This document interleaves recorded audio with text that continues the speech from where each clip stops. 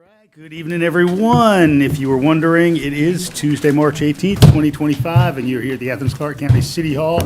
We have two meetings this evening. We have a very brief special called session that'll be followed by our normally scheduled agenda-setting session. We'll have several opportunities for public input that I'll discuss in just a moment, but we'll go ahead and begin with a roll call from the clerk. Davenport. Here. Link. Here. Taylor. Wright. Present. Fisher. Here. Johnson. Here. Culpepper. Here. Myers. Here. Thornton. Here. Hamby. Here.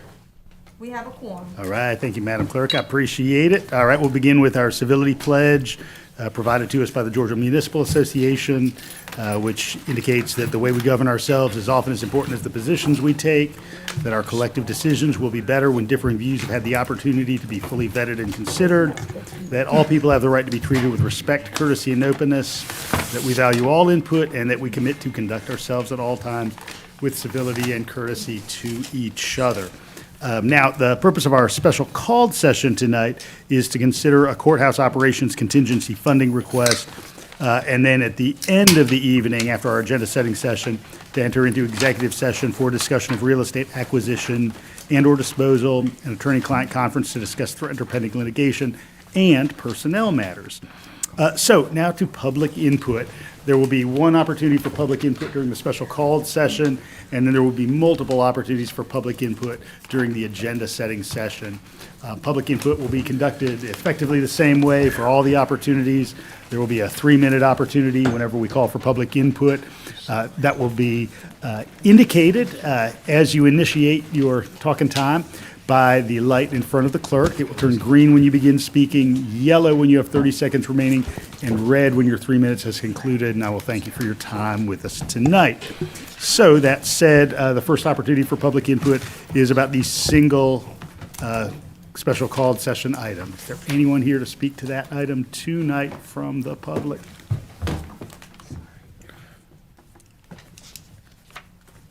All right, seeing none, we do need a motion for suspension of rules, given that this is a special called session, and this is its only hearing. Do I hear a motion for suspension of rules? Second. Got a motion from Commissioner Hamby, and I have a second from Commissioner Myers. All in favor, please say aye. Aye. Any opposed? All right, hearing none, motion carries. Mr. Manager or Assistant Manager, would you like to briefly outline what we have in front of us? Sure. What we have brought to you this evening is a request in the amount of $320,000 in total contingency to assist with current operations at the courthouse as we continue to attempt to get an operating elevator in there. They've had to be flexible and move some things around. We've been able to open another door in the courthouse, which requires some additional security, and then they have moved some of their trial operations to 2 rooms in the Classic Center, and there is a rental fee associated with that.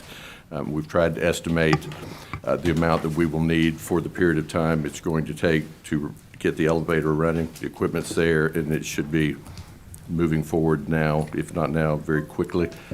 But even then, that will still take several weeks to be done. So that's the reason for the request. Appreciate it, Mr. Manager. All right, would any member of the body like to place a motion on the floor? So move. Second. All right, I've got a motion from Commissioner Hamby, and I have a second from Commissioner Fisher. Commissioner Hamby, any comments or questions? I do, just some follow-up questions. So is the Classic Center being utilized now for courthouse functions? And if so, is there security available to the folks at the Classic Center? It's our understanding that the lease and the operation was to start yesterday. Okay. Did security start yesterday? I don't believe that we had full security there yesterday morning provided by the Sheriff's Department, but Will there be security yes. tomorrow? Yes, there should. I don't know. I haven't gotten a report yet for today. Right. Whether or not that was there, how that operation happened. There should have been security there yesterday, in all honesty. So, Right. But yes, that is the plan. That was the plan moving forward to begin on Monday and to be fully operational and set up to go as of yesterday. Can you tell me again, you may have already said this, when the elevators will finally be fixed? Do you know if they started? They've started. Okay. They started this week, so approximately 11 more weeks on the high end, and we're hopeful percenter than that. Okay, good, appreciate that. When they get done with the elevators over there, can they come fix the air condition over here? It is hot. I put in a shameless plug for our capital budget. Okay. All right, thank you, Mayor. I make a motion to approve this, and hopefully we can get this done fixed so that the courthouse can function like they do for our community. I know it's hard for some folks to get up the stairs to get to their office, so we need to, I know y'all know the importance of this. And they have been extremely flexible in working around the problems, and we very much appreciate the people at the courthouse and the operation of the courts. Okay, good. I know there are a couple of questions, but do we have a budget ordinance with Yes. this? So go ahead and have you read that now. In order to amend the FY 2025 operating capital budget for Athens-Clarke County, Georgia, so as to provide funding for alternative courthouse operations and for other purposes. Thank you. And Commissioner Fisher, you seconded. Any further input? No, sir.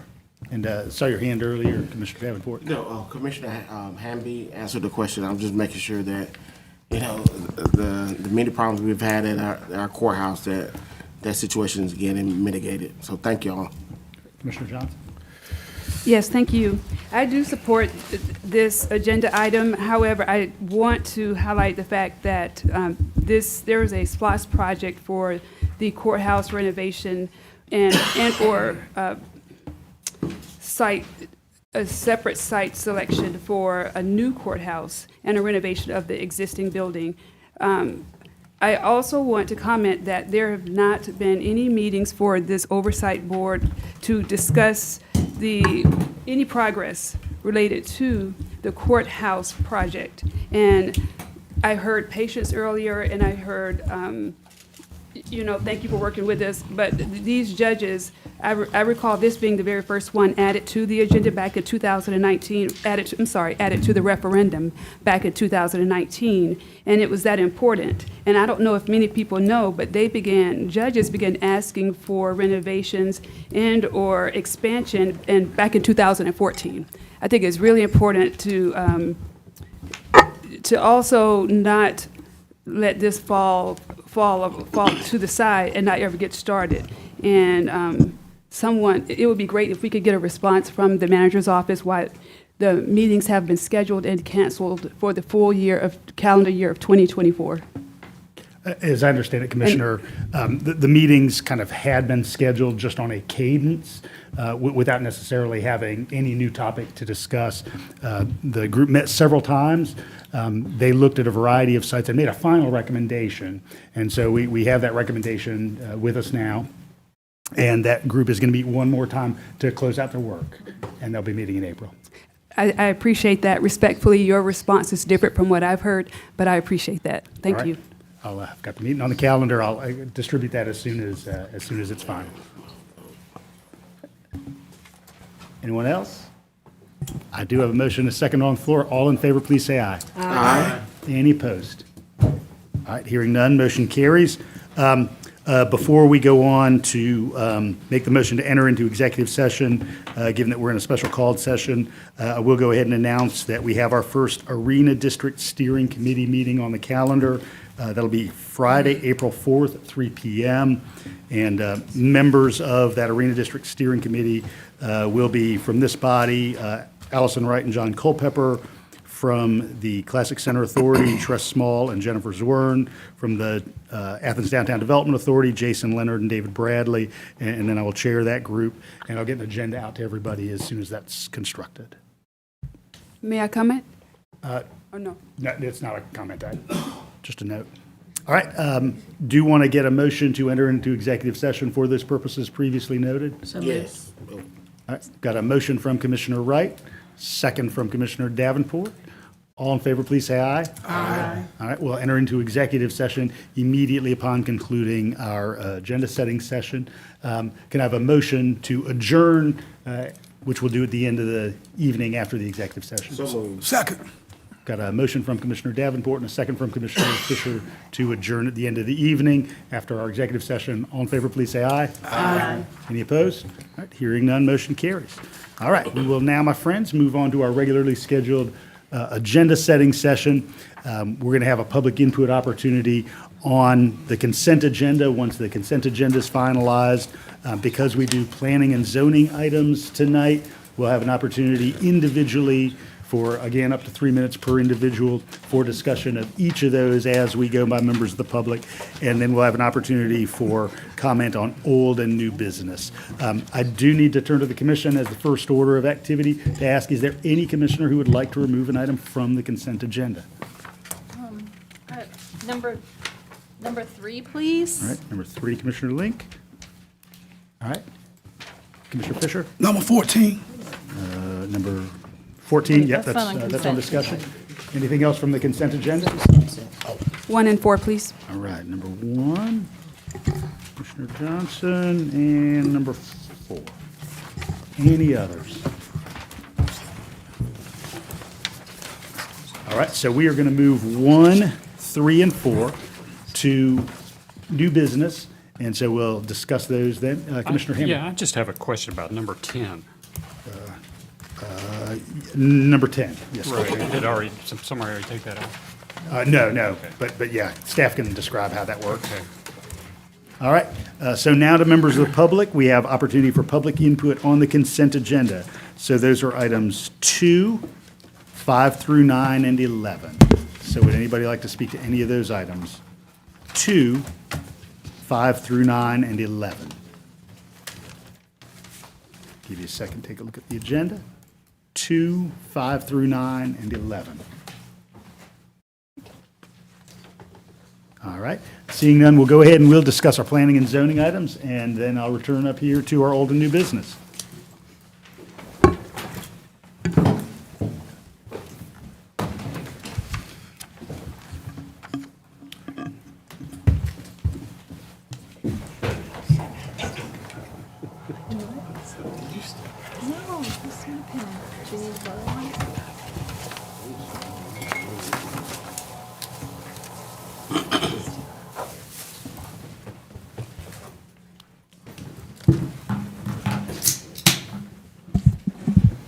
All right, the esteemed Bruce Lonnie is stepping up behind the rail. I believe we have tonight, let's see, 2 new planning and zoning items.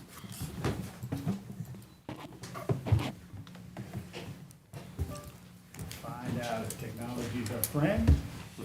Sometimes it is, sometimes a little less so.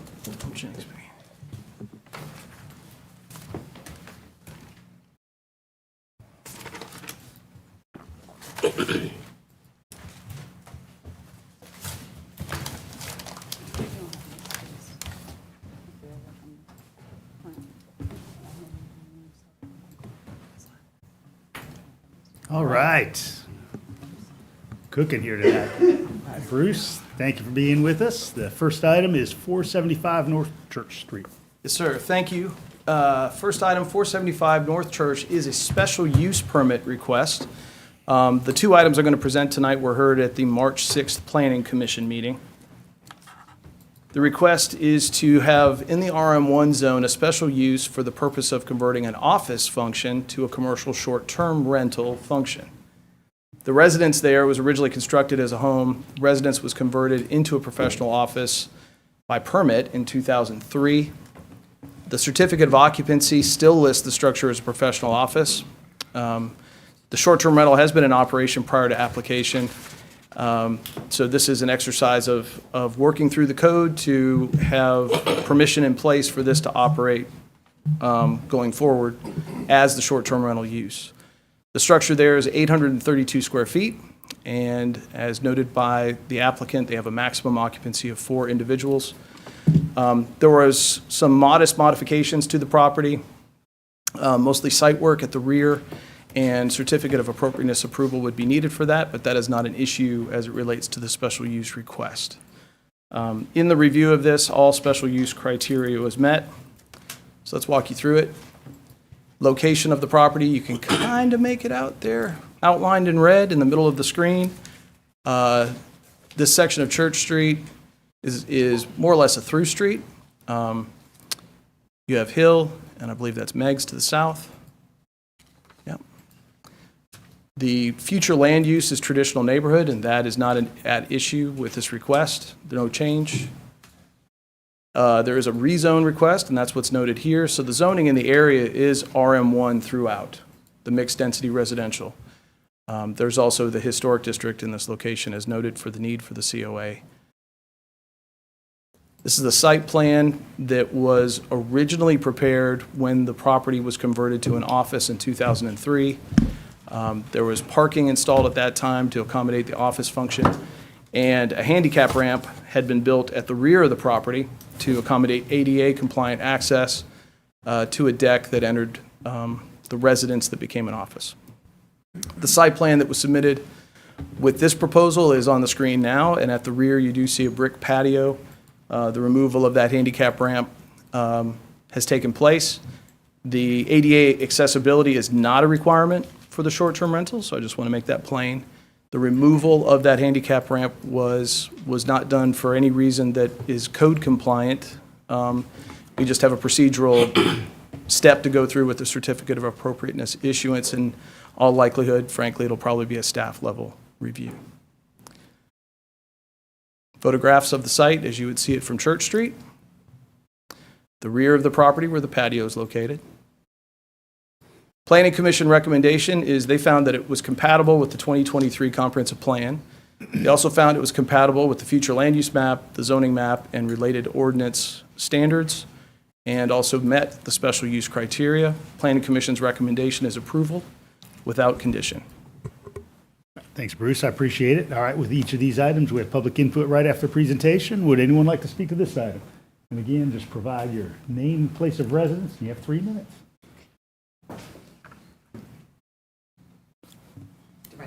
Wait for the green light. You can start, and she will. Elizabeth hit the button. DeMarco, and I reside at 327 Hill Street, Athens, Georgia 30601, and I am the applicant. I was told that this process, because we are RM1, is a relatively straightforward process, but definitely need to go through it. And I just wanted to call attention to the fact that we've lived at 327 Hill Street, which is right in front of this property for 25 years. And this structure was actually an accessory structure to our home historically, and it was all one big lot. So we tried for 25 years practically to get that house back, and we finally did. And when I was unaware, I thought it just like residential was okay. So in fact, I thought that the professional office went away when it changed hands. So I've just been, operating with a business occupation and paying my hotel excise tax and my local and state sales tax since December 22.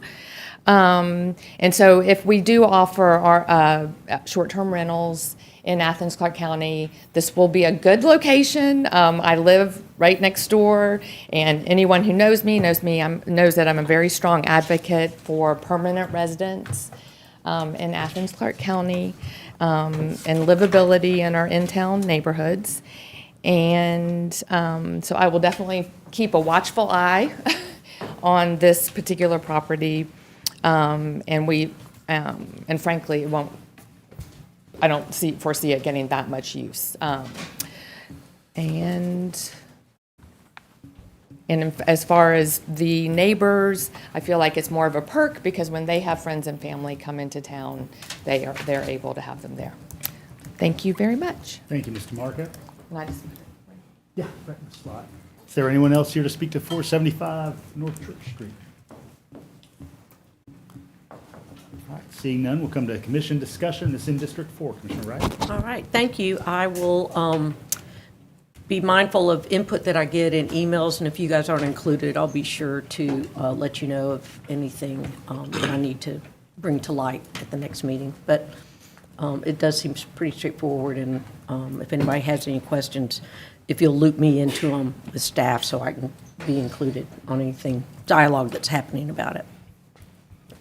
Anything else? All right, we'll move to our second presentation. All right.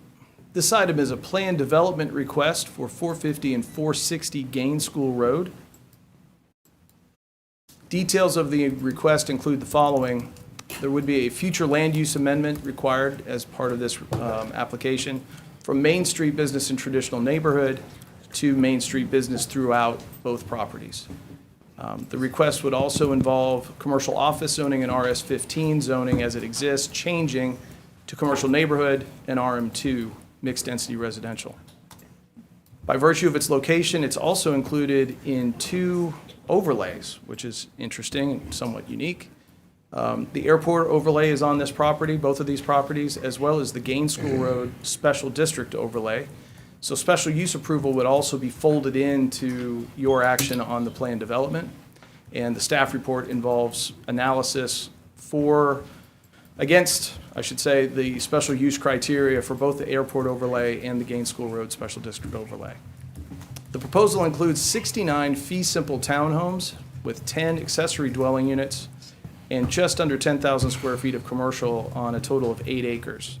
As part of this development, the applicant has requested 6 waivers, and you'll find, as we go through the presentation, 4 of those waivers are being recommended for approval and 2 are not, and I will talk about those shortly. Location-wise, I think we're all somewhat familiar with this site. It has sat as pasture almost for a long time. It's on Gaines School Road on the north side, about midway between the intersection of Lexington Road and Barnett Shoals Road. Future land use is split presently. Traditional neighborhood on the back 2/5 and the front 3/5 are Main Street business. What is proposed is to take the entire site to a Main Street business future land use designation. And from a zoning standpoint, we also have a split.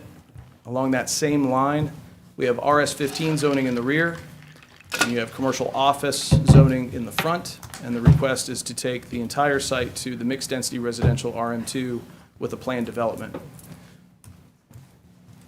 This is a view from Gaines School Road looking into the site. That bus stop is more or less right in the middle of the frontage. This is Sunny View up the kind of northeast side. And this is the rear of the property, the intersection, looking north. In the staff report, we provided some comparison of what the current zoning is versus the requested zoning and what the current Gaines School Road corridor requirements are versus what is being requested. This kind of analysis, I think, produced a little bit of confusion in the discussion with the Planning Commission, so we did spend some time going through it.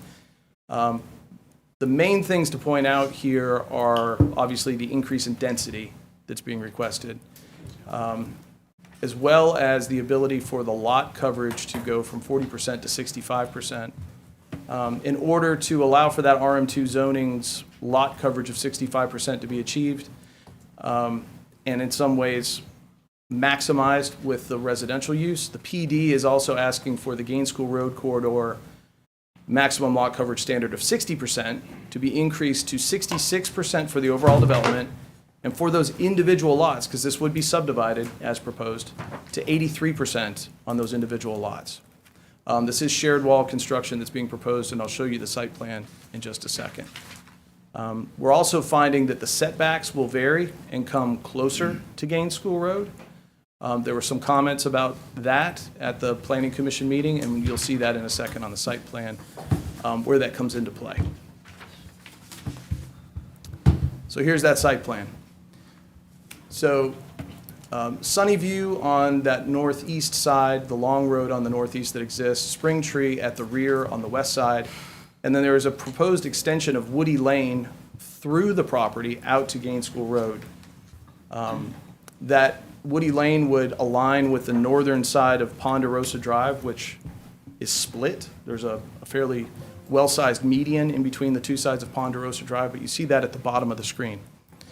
The arrangement here is that they would have commercial uses on the far right-hand side, the far eastern corner of the property, between Woody Lane and Sunny View.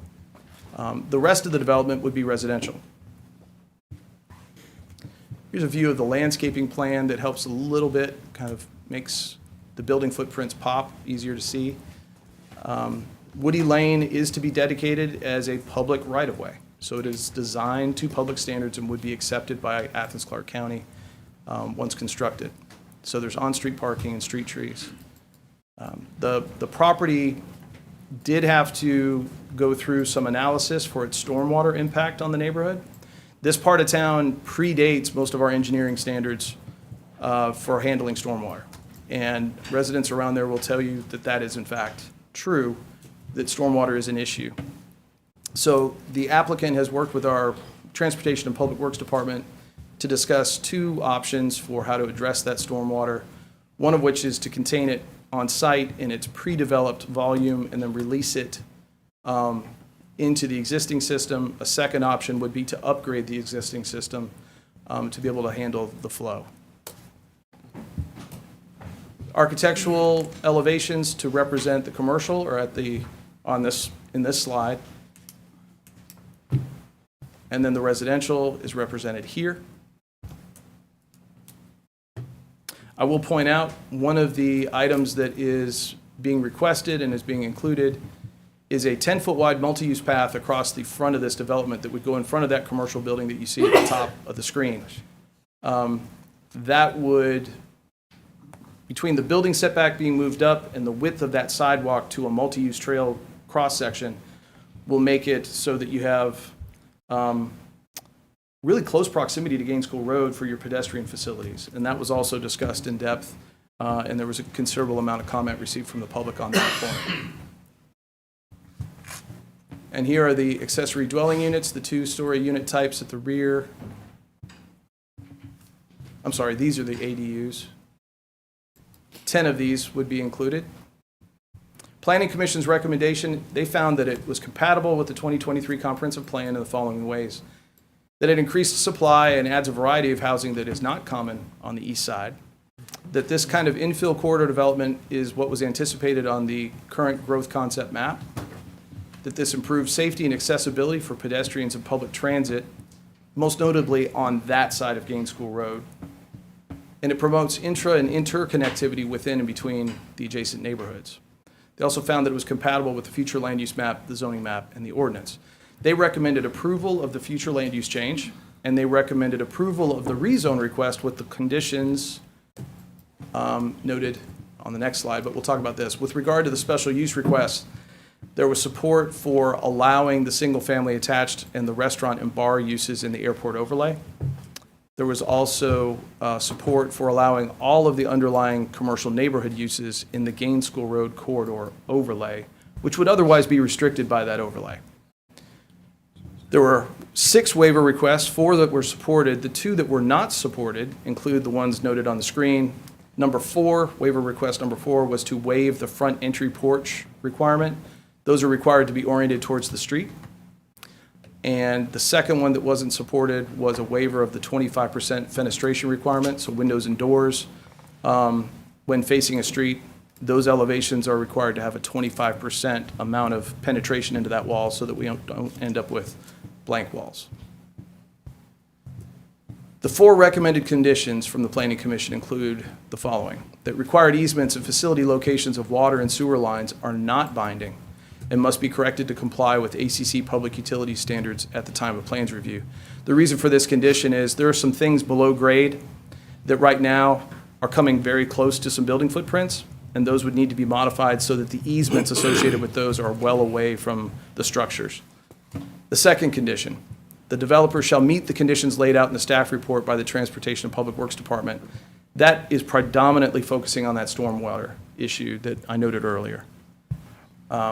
Third condition: the 10-foot wide multi-use trail shall be installed along Gaines School Road in lieu of the required 5-foot sidewalk and must meet Transportation and Public Works standards when doing so. And then the fourth condition, and this was one that was proffered by the applicant and included, that the following uses shall be prohibited. So vehicle repair, gasoline sales, drive-throughs, hostels, vehicle repair for gas-powered vehicles, and nursing homes. Those were the 6 items that were noted by the applicant. So with that, it was a recommendation for approval of the future land use and approval with conditions for the rezone request. Great, thank you, Bruce, I appreciate it. All right, we'll go to public input on this, and failed to mention there is a public input box, so if you do, just put your name on one of those cards, and slide it in the slot. And that way we've got your information correct for the record. And again, it's a 3-minute opportunity for everybody who'd like to speak. Good evening. Good evening. Thank you. My name is Scott Haynes. I'm a landscape architect that works for W&A Engineering, which is located at 355 Anita Street. Excited to talk about this project tonight with you. This is an infill project for housing on a really rare undeveloped piece of property. And like most undeveloped pieces of property in town, it's undeveloped for a good reason. This particular tract does not currently have public sewer access. And as mentioned in staff's report, has some issues with how we can outfall stormwater. Both of those things require a certain amount of density on a project to overcome the additional costs needed to improve those off-site infrastructure issues. But we feel that we've put together a design that could solve these problems while also offering several community benefits. And I'd like to just go through a few of those quickly. First off, the sewer extension to the project. In order to get sewer to this project, we have to bring it up the street, and by doing so, we'll be able to provide access to several homes that are currently on septic systems, one of which we know for sure is experiencing failure issues. So allowing that public sewer to be available to those folks is definitely a community benefit. Stormwater improvements, as mentioned, there is substandard infrastructure today out there, and either of the two solutions that were mentioned by Bruce, either extra retainage on site or improving the infrastructure downstream, will mitigate those problems. So either direction we go will alleviate some of that flooding that's occurring today on the street. Interconnectivity, by extending Woody Lane through this project, we are helping to improve the interconnectivity of our street system. And you may hear some opinions to the contrary tonight, but I will say that from both a planning and engineering perspective, this is a good thing. Single-family homes, this is a development that will provide median-priced single-family townhomes. This is not a build-to-rent community. This is a fee-simple, for-sale product that also contains a handful of ADU options. It's good design. We believe that this is a good design because it's a street-facing, rear-loaded type development centered around a community green space. We position the taller 3-story units on the interior of the property and the shorter 2 stories on the exterior, so that helps weave into the fabric of the neighborhood better. And forward-looking, we know that there's been conversation about restudy of the Gaines School Road overlay potentially in the future, and we believe this type of project can be helpful in guiding that exploration. Now, there's been some conversation with the neighborhood representatives and discussion through the Planning Commission. We understand there's still some concerns around traffic and circulation issues that could potentially arise from this project. I just want to let you know that it's our intention. We've already committed to a traffic study, and we do not think that that's going to be ready by the time we come before you on the 1st. And so it is our intention, if that's the case, to ask for a delay or continuance, a hold on this, so that we might be able to get that information in front of staff and you all for evaluation prior to the time for a vote. That will be a signal warrants analysis, speed study, and others that will address the concerns that we've heard on that Gaines School intersection of Ponderosa and the extension of Woody Lane. Thank you, Mr. Haynes. Is there anyone else who'd like to speak to this item?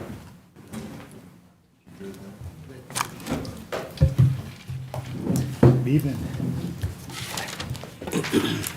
Hello, my name is Jared York, and I live on Woodlawn Avenue in Athens. I've been looking for a way to do a fee-simple, for-sale townhome development in Athens-Clarke County for 15 years. This is what brings me here today with the Cedar Ridge development. You see, fee-simple townhomes allow for the combination of the entry-level price point with a conventional mortgage, the kind of property that allows for the most affordable form of new construction to our citizens. At today's pricing, this project will offer 2-bedroom townhomes starting in the low 3s, 3 bedrooms in the higher 3s, and units that have 1-bedroom ADUs that will allow flexible living for older family members, or a way to rent out a unit for younger home buyers to help them pay a mortgage. Our community does not have any good inventory like this right now, especially on the east side. Most of the buyers in this development will be young professionals and empty nesters. It will offer a price point and location for buyers to get out of one of the luxury rentals we have overserved our community with and into a wealth building type of property that we have underserved our community with. This project will replace 520 feet of long neglected stretch of Gaines School Road with a boulevard-type section of right-of-way with 10-foot sidewalks, businesses with outdoor seating, and trees that will grow 50, 60 feet or taller. In addition, another 775 feet of boulevard streetscape will stretch back into the residential area via Woody Lane, lined with green space. Using easements, we will collect the stormwater for this development, pass it behind our downhill neighbors to a watershed to protect them. We will also be using private dollars associated with the development to fix the existing stormwater, roads, and flooding issues that are occurring to our neighbors to the northwest along Springtree Road and Sunnyview Road. We will extend sewer, bringing frontage to residents along Springtree and Sunnyview who currently don't have it. Some of these residents are having issues with their aging septic systems, and their lots don't meet current standards for conventional drain fields. We have met with many of our neighbors and tried our best to address any reasonable concerns. We have added buffers. The 10-foot multi-use path was a suggestion from the community, and we have proffered to remove certain commercial uses. We've worked very hard with ACC to make sure our streets are designed to have the least possible traffic impact on the immediate area, and we will continue to do so. No project is perfect, but this is a good one. It's the best fee simple townhome project that has been brought to you. It's in the best location for it, and it's by a local developer. Cedar Ridge is worth it for the citizens of Clarke County and the east side. Thank you. Thank you, Mr. York. Other input?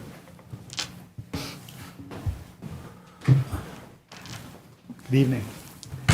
Good evening, Mr. Mayor and Commissioner. I'm Kenneth Portier. I'm a resident of Cedar Creek Subdivision, Spruce Valley Road, and president of the Cedar Creek Civic Association. I'm one of the public that met with the developer and the engineers to discuss this project, and we were happy to see conditions 3 and 4 that they put in. But we feel that there are more conditions that need to be looked at, or at least the commission should look at this closely as you move forward. First is the need for a traffic light. Other public commenters are going to address that. I'm just going to say unsafe as currently planned without a traffic light. Second issue is the housing density really should be reduced here. The master staff report calls this development gentle density. We strongly disagree. The development has 79 dwellings in less than 7 acres, roughly 12 residences per acre. Compare this to the surrounding residential communities that have closer to 6 and 3 residents per acre. And you see that this is an extremely dense development in the middle of a fairly common RS5, RS8, RS15 community.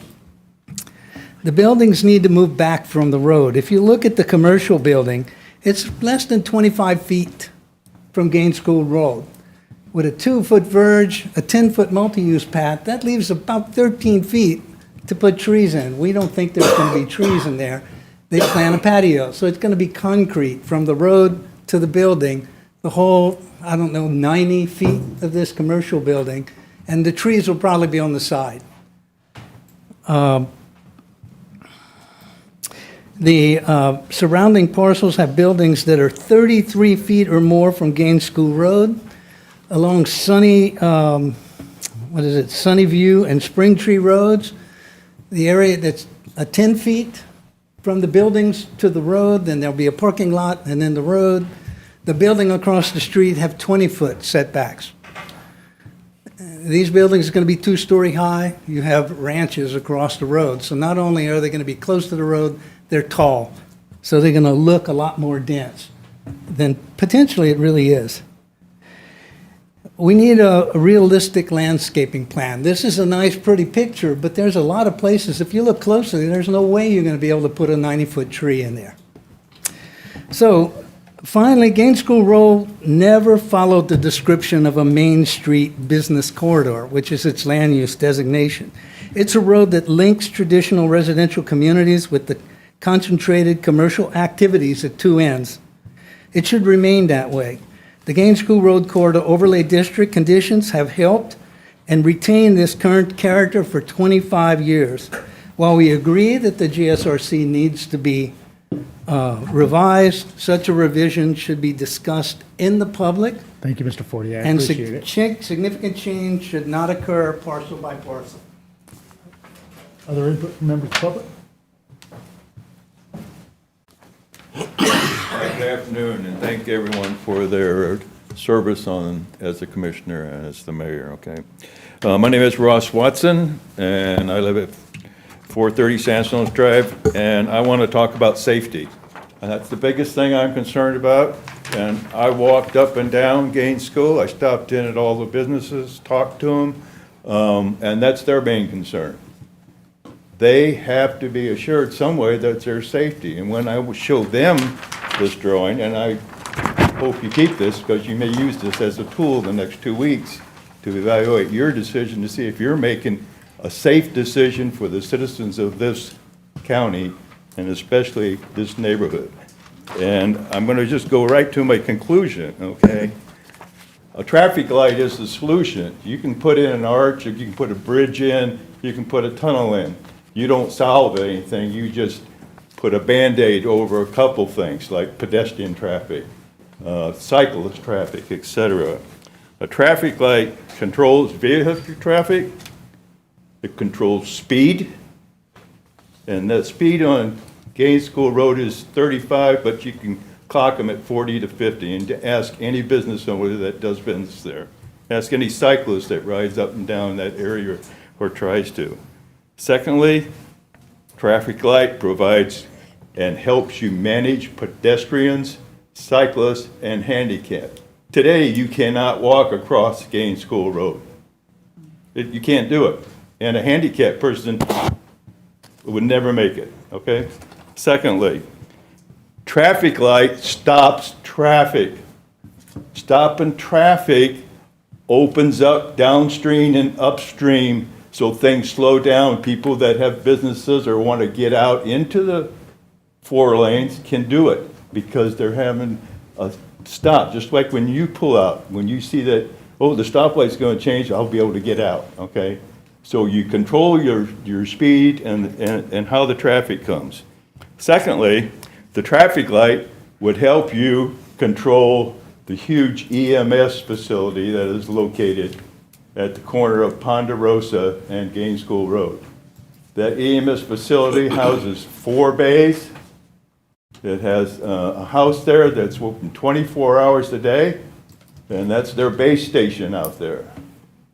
Now, I've already gotten the information to talk to them because I'm going to find out what their thoughts are, because people tell me that most EMS stations, they can have a control in their station, and when they get ready to pull out, or the fire department does, they hit that and it stops that traffic so they can get out. I was there last week twice. I just happened to hit it at the same time that they had calls come in, and they had 2 of them leaving it at once. I don't think they turn their sirens on until they get right at Gaines School Road, but they got to come up this driveway along Ponderosa, and then they take off. Okay? Thank you, Mr. So- Watson. I appreciate it very much. Time Thank you. expired. Any other input on this item?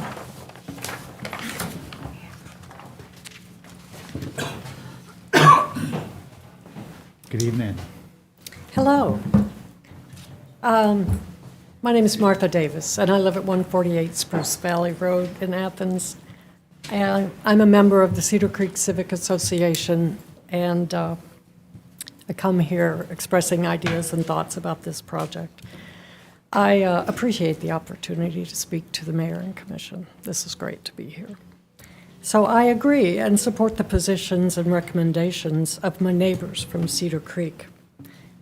As well, glasses will help. I do, however, have a perspective to offer from my many years as a registered nurse and over 30 years as chief nursing officer at the University Health Center on campus at UGA. The lens through which I view the world focuses on health and safety. And so I use the same lens to evaluate this project and to respond to this proposal. The developers agreed to expand the 5-foot sidewalk along Gaines School Road to become a 10-foot sidewalk multi-use path. And this condition meets the intent of the 2026 TSPLOST proposal submitted in November by the East Side Neighbors Group, a collective of residents and business owners on the east side. While the developer committed to widening this section of the sidewalk as a multi-use path, it was a show of good faith and a strong commitment to improving the overall health of the East Side Athens children and families. Now, since the CDC notes that 1 in 5 U.S. children and adolescents have obesity, this step is a big step forward in making Athens just a little bit healthier. But consider, though, that the National Institutes of Health data shows that among children 5 to 17 years of age, motor vehicle traffic was the leading mechanism of unintentional injury deaths. So, unintentional injury deaths in both urban and rural areas.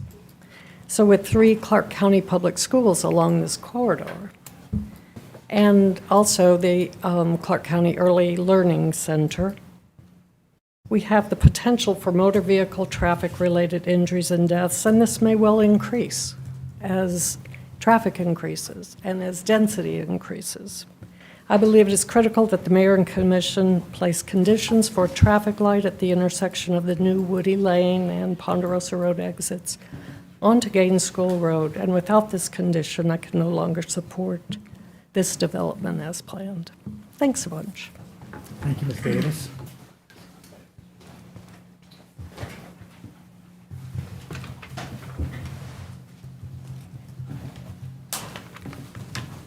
Good evening. Good evening. Excuse me. My name is Clay Allgood, and I live in Cedar Creek subdivision, and I'm here to represent Daphne Normandia. She's my 3-year-old granddaughter that lives next door to me in that subdivision. So I only lived in that subdivision for 3 years, but when I was going through school in landscape architecture, I stayed in an apartment complex called Parthenon then that was right down the road. And this project, there's no bad people here. There's a lot of good stuff about the project, so I don't think I've heard anybody say, don't stop the project. I think if you look at remember when Japan was kicking us in car manufacturing and we couldn't figure out why their cars all of a sudden got better? And then they found out, well, what they're doing is stopping the assembly line to fix a car when it's coming through. That's, I think, all anybody's asking for is to stop the assembly line here a little bit and make some tweaks. And my tweak is the green space in front of especially the commercial building, okay? We all know the triangle building, what is it, the farmer's market building on 78 or Lexington, when you come in and you have to drive right next to a green wall. There's no green space in front of it. Once this green space is gone, you don't get it back. Daphne won't get it back. Nobody will get it back. So right now, in front of the commercial building, as I understand it, there's 2 feet of green space between the sidewalk and the building. Now, they may have contributed 5 extra feet of sidewalk that ate up 5 feet, but it's listed as 2 feet of buffer. Y'all tell me, is that 2 feet of buffer? I don't know. Is that a buffer? So my thing is to tweak it. Let's put, if this was designed from the inside out, if it was designed saying, hey, let's maintain the character of Gaines School Road, it would have a different look to it. And I'm not saying that it has to emulate all the green space on Gaines School Road, but I'm saying let's give it a nod. Let's give it a little bit of a informed analysis. And, you know, I typically work in the residential market now, and this whole process is people looking at the drawings. I don't think anybody's gone out there and sprayed out a building and looked at the sidewalks and seen where the building's going to be relative to the road. Has anybody done that? Does anybody do that? I know you would do it in your own backyard because I work for people just like you. So you need to be sensitive to how much square footage of green space, because you wouldn't have it at your house. You wouldn't have it at your neighbor's house. You wouldn't have it across the road from you. And I'm going to end up with extra time. Y'all are lucky. So anyway, thank you. I appreciate it. Thank you, Mr. Allgood. Anyone else here to speak to this project tonight? Good evening. Good evening, everybody. I'm Hank Joyner, 410 Millstone Circle, Athens, Georgia, and I think I've already sent everybody a letter, and y'all know my concerns. And I'm a developer. I built Royal Oak apartments on Cedar Shoals. I built Cedar Bluff apartments on Cedar Shoals. I understand. I have no objection to this type of development. My objection to is the design. My objection is the connection that it's creating with Spring Tree Road. That little bitty driveways on that Woody Drive intersection there on the drawing, which are non-conforming because they've been there a long, long, long time. When you improve that intersection, my driveways to my little 900 square foot rental house there is going to be gone. My little 900 square foot rental house is just a moderate income rental house. My other rental house is a duplex on the other end of Lexington Road, which is low income. And I want to keep it that way. But the problem with Spring Tree is when everyone comes home from work from the city of Athens, University of Georgia, and they're coming out Lexington Road, they're going to take a right on the non-conforming Spring Tree Road and rush to enter the back entrance of this development. I don't think there should be an entrance from this development onto Spring Tree Road for that purpose. The road is non-conforming. I met with the developer at the site. He had to park his truck in the road. People had to stop in both directions because you can't pass. There's nowhere to park on that road. People were walking on the street. There's no sidewalk. There's no room to build sidewalks. There's no stormwater development. There's no room to develop stormwater development. And furthermore, that's going to be a 25-foot building that's going to shadow my little cottage over there. And I think it's much more appropriate if we table this design and let it go back and be worked on to come up with a better design. Those AD units would look a lot better on Spring Tree than they would on that interior lot line. And it would be much more appropriate with the traditional neighborhood designs of the small neighborhood. There's no one here to speak for this neighborhood, unfortunately, except me. Cedar Creek has a lot more people that'll show up and go to a meeting. These are working class neighborhood homes, and I think it's very important that we be cautious about how we interfere with this small neighborhood. That all the development that's back there now is lower moderate income duplexes, and the traffic is managed well. I use this road every day taking someone somewhere, and the traffic is well managed that's there now. They can get in and they can get out. But when you increase the traffic with 80 more units, which is double to triple the density that's allowed now, we're going to have major problems on Spring Tree, and there's no room to widen that street. Thank you very much. Thank you, Mr. Joyner. Anyone else here tonight?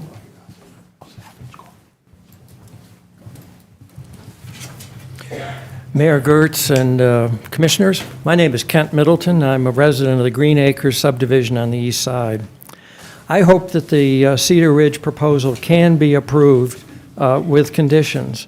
The proposal, while denser than I might like, provides needed smaller owner-occupied housing at what are today moderate prices. The project is proposed by a quality builder and engineering firm. And so while I hope you approve the project, I also share some of the concerns, many of the concerns that you've already heard. I hope that a safer intersection can be created at Woody Lane and Ponderosa. I hope that we'll be assured that the buildings will be set back enough to allow trees, landscaping, and the multi-use path in the front. And I would also ask the Mayor and Commission to retain the heart of the 25-year-old Gaines School Road overlay. The overlay was established to create a sense of place along Cedar Creek by controlling the visual and architectural character of the Gaines School Road corridor. The overlay requires design standards and neighborhood compatibility. It requires setbacks and landscaping. Unfortunately, it's difficult in Athens-Clarke County to impose design requirements and visually compatible developments. Where such requirements are required, they should be modified to accommodate moderate growth, but they should not be demanded as a worthless antique. Former County Commissioner Jewel John, who lived in Cedar Creek, reportedly regretted that the overlay was not extended down Barnett Shoals Road to College Station Road. She may have foreseen the growth at that end of the corridor, little constrained by concerns about setbacks, landscaping, architectural designs, and compatibility. The Barnett Shoals Road section of the corridor does offer established tree-lined, single-family neighborhoods and condominium complexes with open spaces and other amenities. And I would say the proposal offers much of that. But the Barnett Shoals Road itself is an area where gas stations and with the same brand compete, where a bankrupt big box store was allowed to stand empty for 10 years, and national franchises come and go, each clinging to their individual curb cuts. Narrow sidewalks hug the busy road. There are no bike lanes, and biking's illegal on the sidewalks. A sense of place is lacking at that end of the corridor. I belong to a group of East Side neighborhood leaders that meet monthly to discuss and plan ways that we might help develop a stronger sense of place on the East Side, a safer, a better connected, and still robust East Side. We're proposing the T-SPLOST proposal to build the multi-use path along the corridor. Retaining the guts of the Gaines School Road corridor overlay while accommodating moderate growth would help a lot, I think, to maintain the sense of place that the overlay was intended to preserve. Thank you. Thank you. Is there anyone else here tonight to speak to this proposal?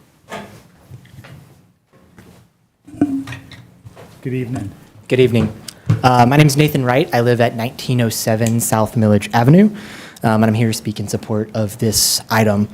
I've lived in Athens for about 6 years now, and I really think it's one of the best places in the nation to live. I've absolutely loved my time here, and I hope that I can continue on here for many, many years to come.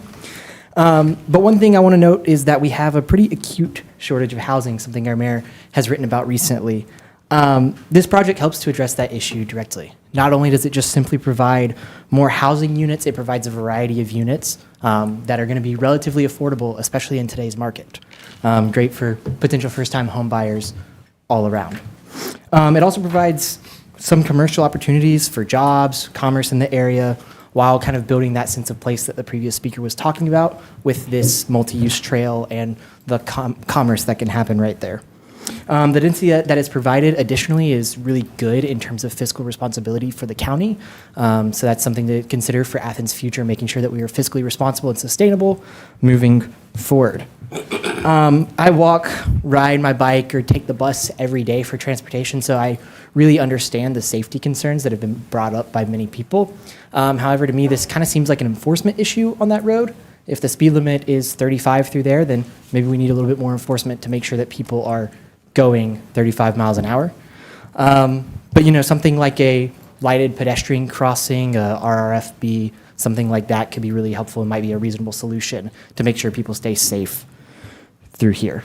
I want to end by mentioning that I've lived over in the area on the east side for about 5 years, and I regularly shop at the Aldi over there. This area has a ton to offer and has a lot to offer in the future, and this really helps kind of make the most of that. Thank you. Thank you, Mr. Wright. Anyone else here to speak to this tonight? All right, we'll begin discussion by the body. Commissioner Myers, this is over. No, not anymore. This is actually in Commissioner Taylor's district and directly across from Commissioner Davenport's district. The agenda report needs to be updated then. We'll make sure that happens. Well, I'd open it for discussion by any member then. Mayor. Commissioner Fisher. Thank you, Mayor. I guess one of the questions I have, initially we had picked that spot for a library. And the reason that the library was not approved was because of flyover from the airport. So I guess my question is, what has changed in order to put a residential development there to move forward with that when it wasn't good enough for a library? So somebody from staff can answer that for me. I appreciate it. When this was reviewed by the airport authority, we asked the same question. And in a nutshell, the response was that the type of air traffic going over this, I learned a little something out of this too. The small aircraft that go north-south have a different kind of recovery pattern than the larger aircraft that go east-west. And the arrangement of this development was better in that it broke up where the occupancy would be as opposed to the library, which congregated the occupancy into one single spot. And I think I'm paraphrasing and summarizing, but that's what we heard. Okay, well, you still got people in a space that planes fly over, so I hear you. And again, I like the concept, but again, it seems like, we're sort of contradicting what we talked about, so we can't put a library there, but now we're willing to put a residential area there with people. So And again, it's not my district, but I'm curious, and I'm just curious about why why the planning commission approved this, and we wouldn't approve the library, so. Just my thought. Commissioner Davenport. I love Commissioner Fisher. So can I have more than 3 minutes? Why don't you I'm see just how going far you ahead go? and get that started. And to the planning commission, I love the work that you guys do. But I employ my commissioners just to drive down Gainesville Road. There's nothing 3 stories on Gainesville Road. Even Aston Borough is not 3 stories road. They're asking for the inlay, the inside of the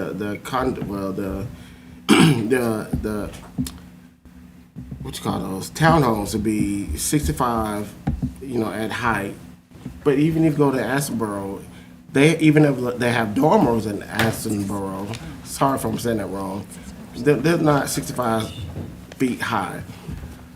So for me, like the east side of Athens, these are your traditional neighborhoods. These are the families who've been here for generations. They are buy-in. We have some newcomers, but majority of the people have been here for years, and they are accustomed to certain aesthetics. They're accustomed to certain layouts on Gainesville Road and throughout. And I love this project. It's beautiful, it's great in design, but there's just many issues that I have with this. First of all, the density increase for this one parcel of land is, if you look at the neighboring neighborhoods, so these are your low income, moderate income neighborhoods. These are the service workers who work in Athens. Terra Apartments, I don't know if y'all remember Terra Apartments. They're right next door. And then you got Spring Tree behind there, some duplexes. These are your working class neighborhoods. This is not gonna do anything but increase the property taxes of those individuals, period. These are for market rate apartments and, for sale units. And it just degrades. Now I get it. I'm sorry, there's a lot to say. I'm gonna try to do it in 3 minutes. I get the fact that there's a project across the street at Cedar Creek for townhome, but it's not even at this density. So WNA, I like the work that you guys do. Even with the traffic, like, come on, folks. My main issue, and I made a lot of notes, one of the main issues is the stormwater, and Commissioner Taylor agrees. So the traffic density, the 10-foot wide multi-use trail, like, come on, why the 3 stories? And the stormwater, where's the stormwater gonna go to? These are like literally working class family roads back here. Where's the stormwater gonna go to? So like, I get there's some parcels of land that's on the inside, but on the south side, where's that stormwater gonna go to? But for me, and I agree with Dexter Fisher, folks, we've had executive session, we've had talks for 2.5 years, and it's recorded. Every single time I brought up 450, 460 Gainesville Road, why can't we not use that as a public library? Y'all call me out, please tell me I'm lying. I've said that. We just had a meeting for site design where our interim county manager, so we can't use that land because it is on the landing zone for the airport, because we can't put density in this area. But this development is approved. Think about the kids, folks. We put the library in front of students, college students, on Barnett Shoals Road. Barnett Shoals Road is nothing but full of college students. But this is right across the street from the largest neighborhood in Athens-Clarke County, next door to working class families. But this is approved by a damn library for the kids that is on the road of 3 major schools: Early Learning, Gaines School, Hillsman, and right around the corner from Cedar Shoals is denied because we can't build it. That makes me so mad. I grew up in this neighborhood. I walked Gaines School since I was like 2 years old. My mom and dad used to give me a bike. you can ask my cousin, family. I walked up Gaines School. This would have been a perfect place for a library. Kroger denied us because they wanted, you know, whatever. That's executive session. But we chose Barnett Shoals that is right next door to college students. Commissioner, College students. clear Give me a that the second, library man. ended I'm up sorry. somewhere, but it's if you have similar observations fact that, about the we're plan gonna- in front of we're us, going to make approve those. this project, but we're not going to put a library there that would have benefited the kids. Do y'all not understand that? Commissioner, of course, we're not here to talk about the But library I tonight. get that. But at the same time, this development is not right for the area, and I'm going to deny it. I've got Commissioner Myers. Yeah, I actually would like an explanation, maybe in this report, but more of an explanation from the airport authority about what the change was, and to see that, because it is awfully confusing. That was a piece of property I brought up as site of the chair of the site selection for the library, and so I was really surprised when this came up. This doesn't really have to do with approving this, but I would like to understand that better, because it's a little unusual, because this was asked about, and I know what Bruce just explained to us, but I'd just like to see it in writing, and maybe there's something more.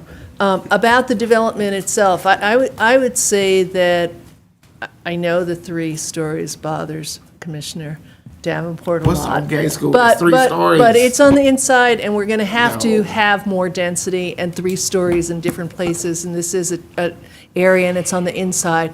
I do like the fact that they are they're supposed to be for sale. If we know, we go over to the condos on there, it's more of them. Just wait, let's see what else I have to say here. There's more condos on the side where there are lots of people who are aging baby boomers who are moving out and into these condos, and those are hot commodities. So having that option here on the east side is good.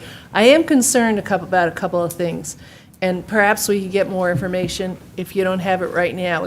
I know this safety, the traffic light question, and I know you talked about doing the study again. I mean, it just seems like there's common sense of having a traffic light. And I know there's all these rules and regulations, but it seems like it's a little bit, it makes common sense to have one here. I just did a look on my, one of the apps that I have on my laptop, and it's 0.7 miles from Cedar Creek all the way down to Lowe's. There is one of those, what do you call those things? RRFB on that road, but my understanding is that actually isn't really the best thing even to have where it is. As someone who goes back and forth and went way too many times down to Lowe's in the last couple of days, that thing seems like it's very dangerous. So I'd like some more information about that. I'd also like to understand a little bit more about the stormwater, and how these 2 options here are working.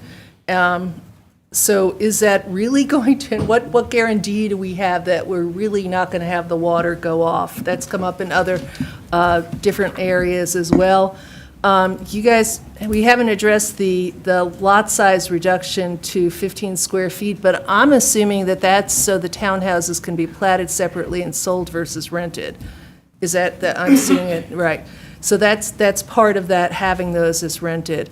And maybe also and the other thing I'd also like to see, because I was trying to figure it out, is the views, from the drawings, what is showing up on Spring Street, and what's the one on the side? Sunny View? Yes, yeah, right. I drove around there today, and I was really I couldn't figure out on the designs which views were there. I like that idea of putting the auxiliary dwellings on the back as a more gradual, what's facing on that back road there. And then actually, the other thing I'd like to know a little bit more about is the quality of your roads. We had one of our commenters really question the stability of those roads in the back for more traffic, and I just would like a staff perspective on that as well. So those are lots of questions that I need help with. Got Commissioner Link and then Thornton, and then if there's no other input, we'll return to Commissioner Davenport. Yeah, I want to thank the commenters because I think they did have some good points, and I didn't even realize the whole library airport overlay issue, and that is concerning too. There seems to be a double standard going on when it applies to this lot. This lot, seems like an ideal place for some denser infill development, but I do have concerns about the traffic, and I'm concerned as to why that road going through it, I guess it's Woody Lane, isn't aligned with Ponderosa and considered for a traffic light, because this stretch is definitely, I feel, could use a traffic light. I've felt kind of sketched out driving over there, and Spring Tree, I was actually on that street just last week, dropping off a colleague, and it is a teeny tiny little neighborhood street. I would be really concerned about an increase in traffic on that street. And we haven't gotten a traffic study for this yet. I'd rather see something like this come before us after it's gotten a traffic study and it has a plan for mitigating that traffic. I think Commissioner Davenport might have been mistaken. The height limit on this, I believe, is 35, not 65. It's not 60. 35 feet is only 5 feet above what's currently allowed by right. So I'm not terribly concerned about that. The setbacks, maybe. I understand how a close-in setback can really change the feel of a corridor. We've seen it on Millage Avenue. We've seen it on West Broad Street. I'd love to see that setback extended a little bit. The density is really increased. I'm not sure I would call it gentle density, but I don't know that that's inappropriate, except for the fact that it's in an airport overlay. That is really troubling. If not for that, I'd say, the traffic is an issue in those setbacks, but I think we really need to get some answers about that airport overlay issue, because that does seem like a double standard. Commissioner Thornton. Thank you, Mayor. This was one I thought I didn't have a comment on. Yes, Mike, I have a comment. I am feeling and agreeing with Commissioner Davenport's frustration, and the point that Commissioner Fisher brought up about the library and the overlay. But 9 times out of 10, unless something drastically changes, I will not be probably supporting this, mainly because I have a track record of listening to the community, the people that reside there, the people that live there. I don't even go on that side of town like that. And I think it's important that the community has some input. I really am now wondering, with the issues of safety, why our department hasn't addressed safety measures in that area. We have TPW. That should be, we should be prepared for these safety issues, especially when new development is coming up.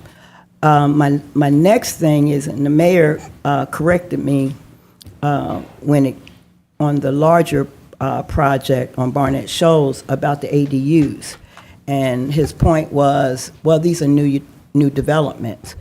I don't know why ADUs, new or old, would have a different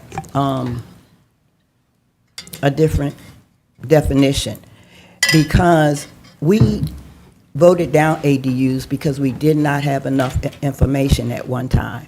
So to me, it looks like the ADUs has found a back door to get in before we have a policy in place for ADUs. Now, I kind of overlooked it with the Barnett Shoals development, but here we are again talking about ADUs. So I do think if this is the direction we need to go in, and I have nothing against ADUs. I just want a policy that is clear, fair, across the board. I can tell you right now, I know I shouldn't speak for Commissioner Taylor, but I'm sure she would have a lot more stuff to say than I would. But right now, I don't see why this would even move forward without taking in consideration some of the suggestions from the residents, not from the developers, the residents. I think the other thing is that it's important, and I've said this before, if a project comes before us, we're expected to vote on the project, but if there was a traffic study that needed to happen, why don't you do the traffic study first and bring us everything? And he's waving at me. Okay, yeah. Is it okay, Mr. Mayor? Scott wants to speak. You have a specific question? for the- No, I think he's going to answer my question about the traffic study. So you want to know what the status is of the traffic study? Yes. And why it's coming now rather than preceding the Yes, submission? sir. Thank you. Thank you for the ability to speak to that. This project, by requirement, does not generate enough traffic to have a mandatory traffic study required of it. So when we have zoning items, they cross the threshold, we're required to do a traffic study. This one does not. So we are offering to do that now because we hear this concern, to go ahead and provide that information so we can provide clarity around if a traffic light is actually warranted. Because if it's not, and if it gets installed and someone loses their life at that intersection, then there's liability. Thank you. We want to return to Commissioner Wright. I just wanted to test Commissioner Davenport's patience by putting my hand up for a first-time talk before he does a second. I do have some questions. I was going to type them up for clarity. I like this project, so I hear what everybody's saying, but it seems, I'm going to keep it short so I can yield the rest of my time to Commissioner Davenport. Go ahead, return to Commissioner Davenport, and then I see Commissioner Myers. So I just implore my colleagues just to drive down Gainesville Road to get a sense of the east side. And I'm telling my east side residents, more of this is coming. And y'all gonna have to start fighting. But if you look at the next door, which I always will call Terra Apartment, it does not have that density. And if you put this project in, you just heard a developer who said he owns duplexes, who rents for cheap. He really does. Like, if Barbara Benson is in the audience, he actually rents for like $850, $800 for the duplexes. But if you put this project in, that property tax in the surrounding area is going to increase, period. He's going to have to charge more. He just stood up here like 20 minutes ago. But beside the airport, the airport overlay and the library, just visit the area. The density is just not there for this side of town. And I get it. You want to provide that density to make money, but you don't want to destroy neighborhoods that have been established, that's been there, that's low income, that's moderate income, that's been there for generations. Why would you do that? And then you got a traffic issue. Like, literally, I don't get TP. I'm not blaming staff. I'm not blaming this project. But you're going to add that much density. We're not considering the fact that Gainesville Road is already 55 miles an hour now. It's already heavily trafficked. You got 3 schools on it. You got all these businesses. It's heavily trafficked. So when I add this much density, and like not even consider a traffic light at Civitan, not a traffic light there, and then you think about Springtree. You just drive down that road, y'all. It's barely 2 lanes. It just, nothing about this project seems like it is working for Athens, but it's working for developers. And I stand by that. They're not working for Athens. They're working for developers. And I guarantee you, and I promise you, Commissioner Taylor, whose district this is, has said the exact same thing. Got Commissioner Myers? Yeah, I want to read what Kenneth Portier, the resident president of Cedar Creek, wrote. It said Cedar Creek does not support this Cedar Ridge PD proposal in its current forms, but could support it if changes of conditions were applied that address the following. So I would urge the Cedar Creek residents to reach out to Commissioner Taylor, and perhaps I don't know how this exactly works all the time, and the developer here to see if there's a way to perhaps put this on hold while that traffic study's in to address some of these things. I mean, to be real, I'd love it to have less density as well. I mean, the 3 stories, I'd love it to be a little bit more green space in there, as well as some of the landscaping plans to be reassured about how the Arbor deals with that in the next stage, because a lot of the things we see about the tree plans, to me, are a little confusing as well, because it's kind of says, well, that's going to happen at the planning commission, at the plan, what's the next? Plans review. The plans review, and it's still, like, for those people who live there, it's a little bit vague. I,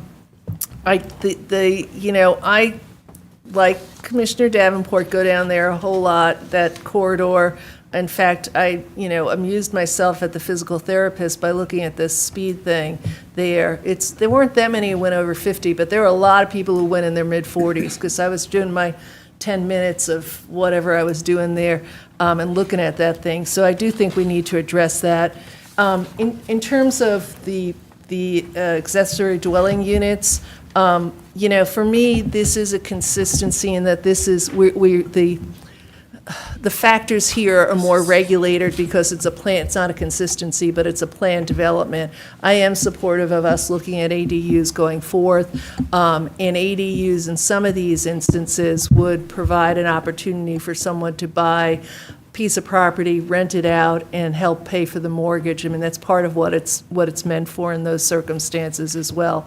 So I look forward to the residents there reaching out to Commissioner Taylor and also getting some questions with is there anything you can say, Bruce, now on, or can be said now about the stormwater to help us all out at this point?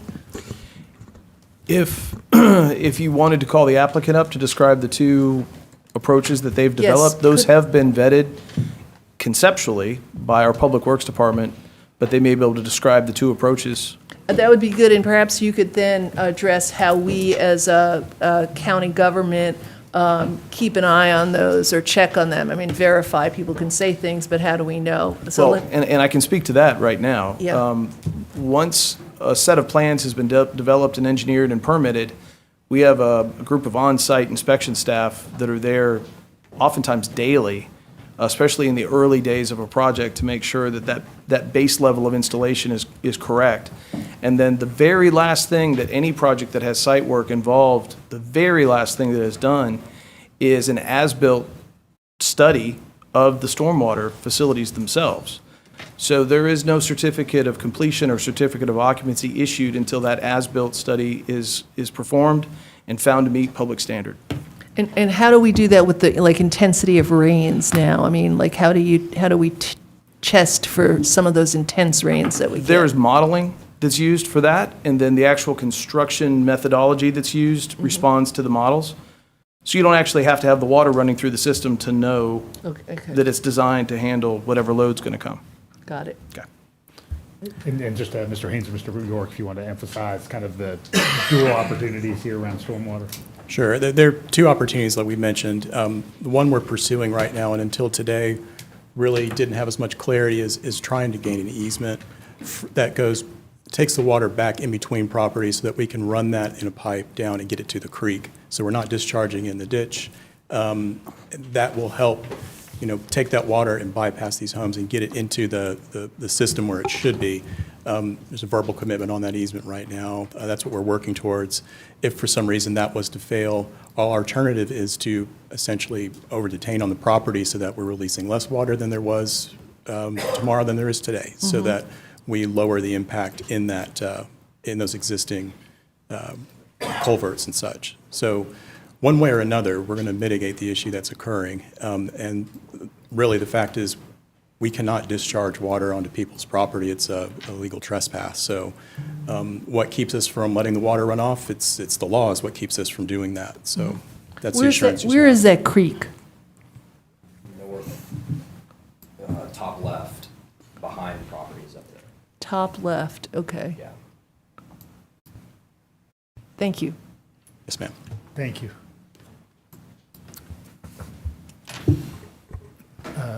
This is my third, so it's my final. I'll leave it in the rule. Okay, so there's nothing on Gaines School Road. There's 3 stories. When they talk about runoff, there's no ditches on Spring in that surrounding area. So I don't know where that water runoff is going to go to. You can go on that property, but there's enough density. There's a lot of density on that property for I don't know where that water runoff. But one thing I found out today, and I want to educate my colleagues, and I'm still waiting on Gene Spratling, maybe the deputy clerk of commission to explain this to me, because I sent this email today. But I found out today there's a 15-day after plans review. So whatever we approve, a plan development, a developer can come and make modifications after we plan it. I'm still waiting on, I'm seeing shaking some head. That's what was told to me today.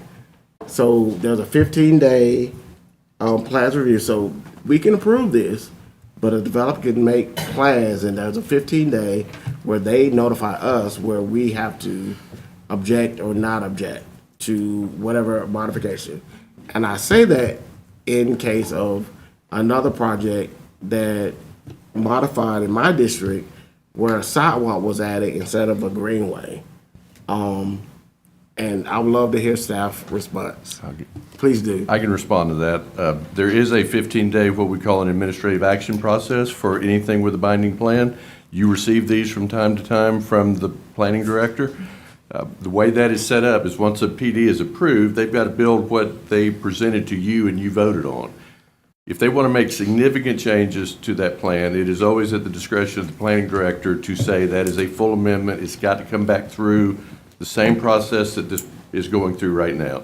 If there are minor changes that still doesn't change the intent of the project, but it doesn't match the binding plan anymore, they can request a 15-day.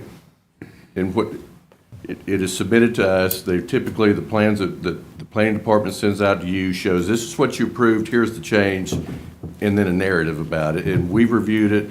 We don't feel like it changes the intent, but ultimately it is up to the 10 commissioners. And it only takes, it's sent to all 10 commissioners. If one commissioner responds back to planning and says that I'm not comfortable with this administrative change, then it has to go back through the process or they can't make that change. So it's not something that they have the ability to do administratively for 15 days after something is approved. In fact, it's much more stringent, and we may have had one in the 25 years that I was there, and I don't think we've had any since Bruce has been there that has been, we take it very seriously when we receive these, that we're not going to send you something that we feel like could be kicked back. Thank you. So the 10 commissioners receive an email or a phone call. How do we get that? Email. Okay. Mm-hmm. Thank you. It's sent through the clerk's office. I did want to ask a little bit about the traffic management.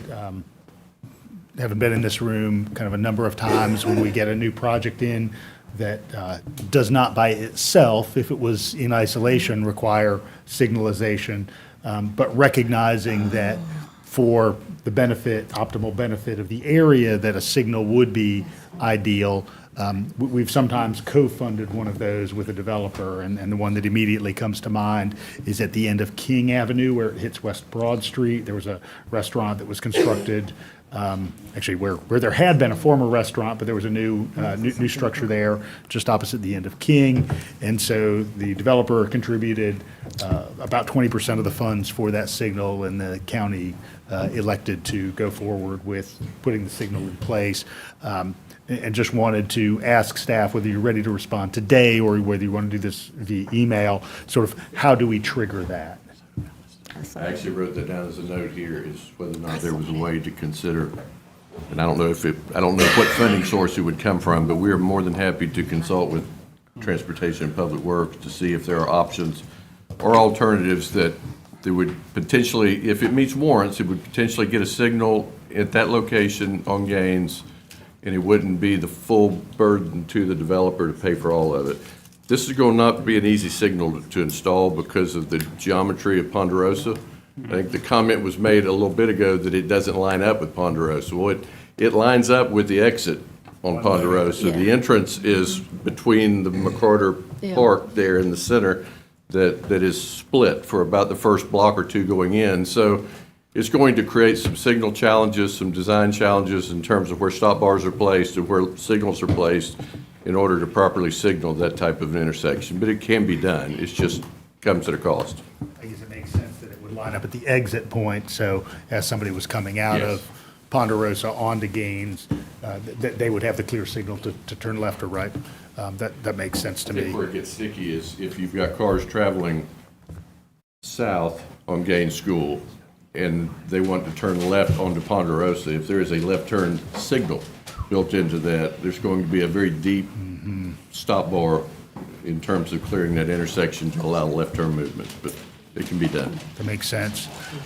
And I'm fond of some of the other design elements, just knowing sort of how we've evolved as a community over time. And I do even think of Ansonboro as something of a precedent in terms of sort of the way you have multiple housing styles within Ansonboro. You have the 3-story mansion flats in back, and then you have the 2-story condominiums sort of toward the front, and then the businesses right on the road. I would hope that we could get to a good version of this. Commissioner Link, I think the stoplight conversation prompted something for you. Yeah, I'm just addressing the Ponderosa intersection. I mean, I don't see how it would be a terribly huge design change to move that Woody Drive part of the intersection so it does line up with Ponderosa to enable a smoother signal and change the footprint of those two commercial buildings to a single commercial structure without losing a whole lot of square footage. It's just that you've got two legs of Ponderosa, so Ponderosa kind of Yeah. has a U. So it lines up with Ponderosa's exiting. Yeah, the exit, but I mean, I can see how coming, I like you mentioned, that left turn from Gaines School would be really weird going into Ponderosa. But I mean, I've come across intersections that have that kind of setup with a median, and then just a 2-lane on the opposite side. Like, I imagine that's not an It can be signalized. It's just a Yeah. matter of cost and design to do it. Yeah, I mean, I just think it would be much safer and, make more sense to have it line up directly with Ponderosa, not just with one side of it. Work around the median. Appreciate the input from everyone. We'll definitely have more discussion next go-round. All right, Bruce, I appreciate you being with us tonight. Members of the public who came to speak to this, we're going to go ahead and move to old and new business now, so I will relocate and give Andrew his seat back.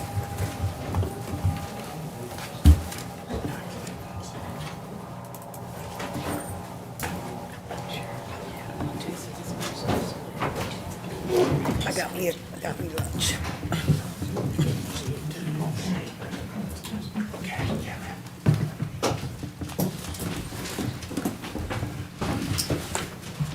Thank you.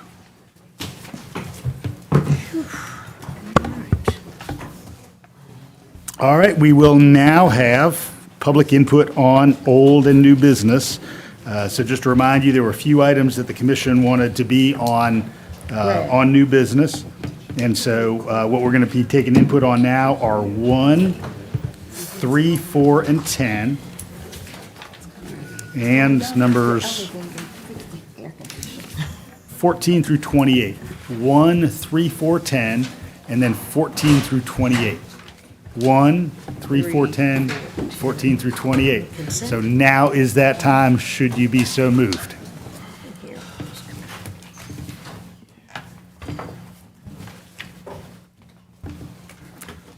If you'd like to come and speak, now's that time. If not, we're going to go ahead and go to commission discussion.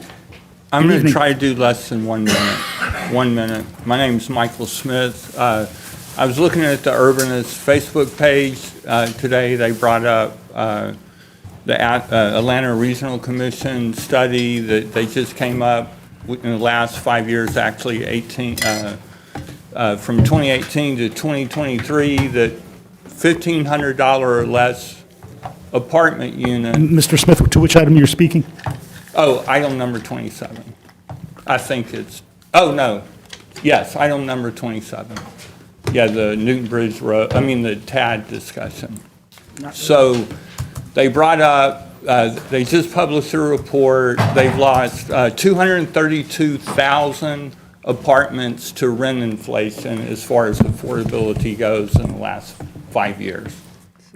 232, that's actually, I had it in my calculator, I think it's 128 apartments a day in the Atlanta metro area, which we are part of. There's a lot of talk about supply and demand.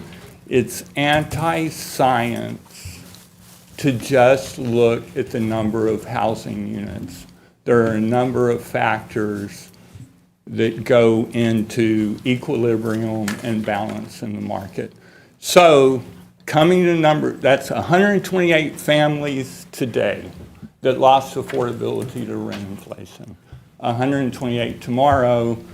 Please do not discard the idea of creating new TADs. I understand not amending them, but please, please, please, 128 families today in the Atlanta metropolitan area that we're a part of lost affordability in their home due to rent inflation. It's an acute crisis. Thank you so much. And Mayor and all the commissioners, I thank you for your work. Thank you, Mr. Smith. All right, again, any input on old and new business, items 1, 3, 4, 10, and 14 through 28? Good evening. Hi, my name is Denise Sunta. I live at 125 South Arcadia Drive, Bogart, Georgia. And I'm here on behalf of Historic Athens to read an open letter as well as present a petition that has gathered nearly 700 signatures from community members who care deeply about the future of the Stay Building and historic preservation in Athens. And I am speaking on item 24 tonight. This open letter was sent to each of our electeds this morning, but I'm going to read it again. Dear Mayor and Commission, the coming days will be pivotal for the future of the Stay Building and historic preservation in Athens. While we recognize that mediation has shaped the current deal, we believe it does not fully respect the process, history, and significance involved.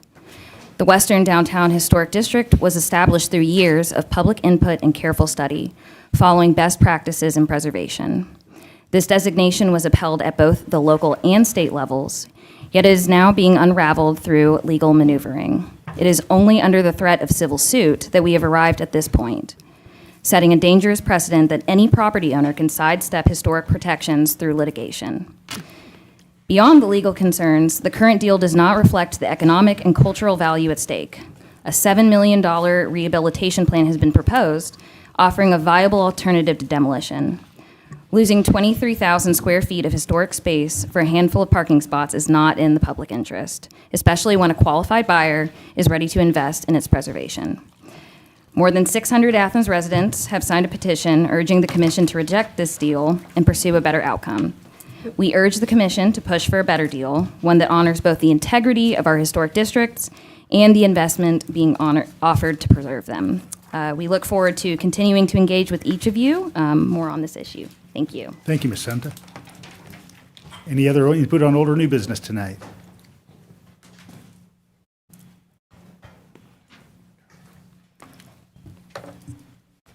Good evening. Good evening. Gwen O'Looney at 626 Cobb Street. And I know I haven't been up here very much, and I've just suddenly been here more. But I want to say that tonight is interesting to me because, once again, you have a great law. It's not the strictest law. It's one of the loosest laws in the state about historic preservation, but it's one of the hardest laws to create a district. So a lot of work has gone into this. And if you look at the process that we adapted to protect our community from changes that are not for its good, you'll see that they have had not one negative response to all of the mailings that they have done, with over a 16% return rate, which is very high. So it shows that the people who are most affected by this are not for it. They do not want the demolition of this building. So it's a law that I think you can feel very good about. The other thing that I want to say is that your Historic Preservation Commission has looked at it. Lots of people have looked at it. There's nobody that's for this but a church. And I've been a member of First Baptist Church here for a long time, And I can tell you that Prince Avenue Baptist Church took 12 houses out of my neighborhood. So sometimes a church's growth has got to be more considerate of its surroundings. The First Methodist is a wonderful church. It's an asset to downtown, and it has a whole block of downtown. We know that the Little King Shuffle Club is a great example of a building that the city had owned and abused, and it was bought. It was bought by someone who saw the potential, who restored it to its original beauty, and is now a thriving member of our community. On your staff report, it says that there's no revenue loss or revenue connected with this, and that is not true. That is not true. There are 19 historic districts in this community. We care about historic preservation. We want to be the classic city. CVB, Classic Center, Welcome Center, Historic Athens. You've got so many things in place right now, and I'm lucky enough to be part of that with the Taylor Grady House. Don't let this be a mistake that you've made that cannot be removed. You've got people that want to spend the money that's needed to make this a thriving part of our community. Please deny this request. Thank you. Thank you, Ms. Looney. Other old or new business input tonight?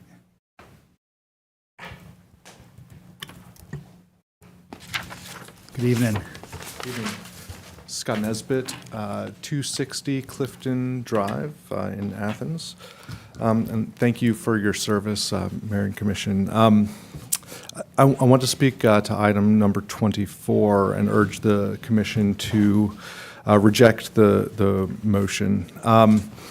Since the 1990s, really, the longstanding policy of Athens-Clarke County has been to make downtown more dense, right? So that the density would not have to be out in the suburban neighborhoods.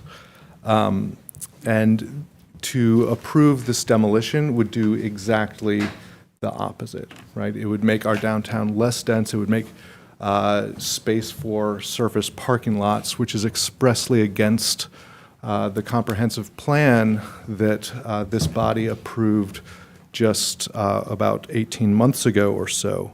If you wouldn't mind that I read the downtown use category in that comprehensive plan.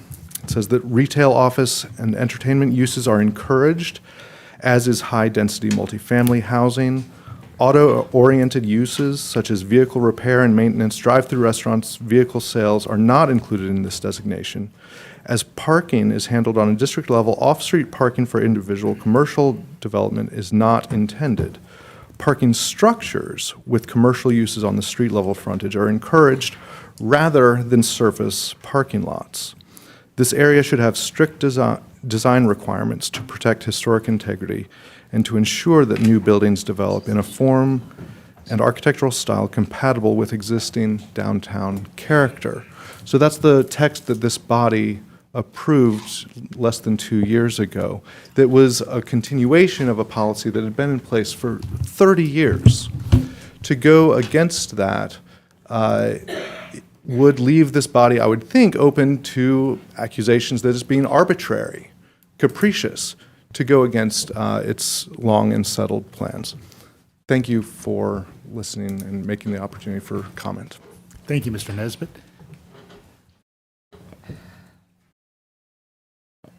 Evening. Did I jump the gun? No, you're good. Commission, thank you for giving me a chance to speak here. I'm speaking on against the motion for it's number 24 to exclude the Say building from the historic district. Tongue in cheek, maybe you guys should keep it in there because I'm one of the people interested in purchasing it. And you'd probably be doing me a favor by making that not available. But it's hard for me to walk by that building when I'm in downtown for lunch, or when I'm bringing friends and family from out of town through the other historic buildings, and not see so much potential in that, and in the building that's just kind of wallowing empty right now. And I know there's been a lot of baggage, and I'm kind of coming to this late in the game. But when I mentioned it to my wife, she perked up, and just her mind started running wild with all the things we could do. The public uses of 23,000 square feet of space in Athens that's sitting empty right now, and that with a little bit of work can be made really beautiful. And kind of return to that classic housing, building stock that we have. And I guess I would just leave you guys with this. If the church, which is obviously an important part of the Athens community, and nothing against their, strategic plan or anything like that, but if they don't feel like it's a priority to be a steward of this kind of an asset, then I would just urge the commission and the church to consider encouraging them to let someone else take control over it for a little while so that it can be protected. Thank you. Just need to get your name for the record. I'm Gray Riley, and I live at 170 Hendricks Avenue, and I'm going to fill this out right now. Thank you. Other input tonight on old or new business?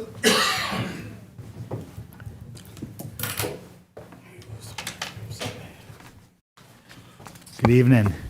Good evening, Mayor and Commissioners. Todd Lovett, 49826. I'm here to speak on item number 13. I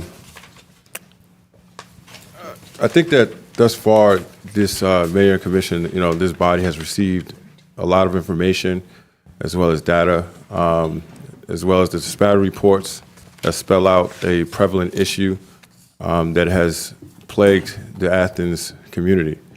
And I want you to consider of whether the blame or accountability would be on you all or the language of former resolutions leading to item 13. Excuse me, item 14. Item 14. What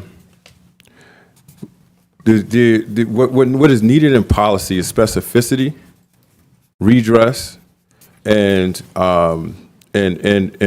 something something in place that actually reanalyzes the progress, right? Looks into how money was spent or what efforts was put in place and what are the results of that.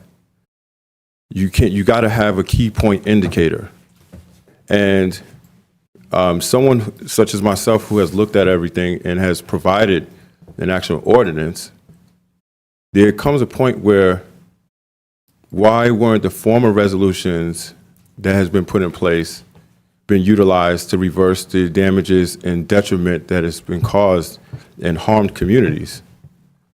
Because if you don't, then you're in an ongoing cycle of more resolutions being presented but no one being accountable when they fail to do what they're supposed to address or what they're intended to address. And now you have an AFBI ordinance which was requested or which was spoke about 60 days ago.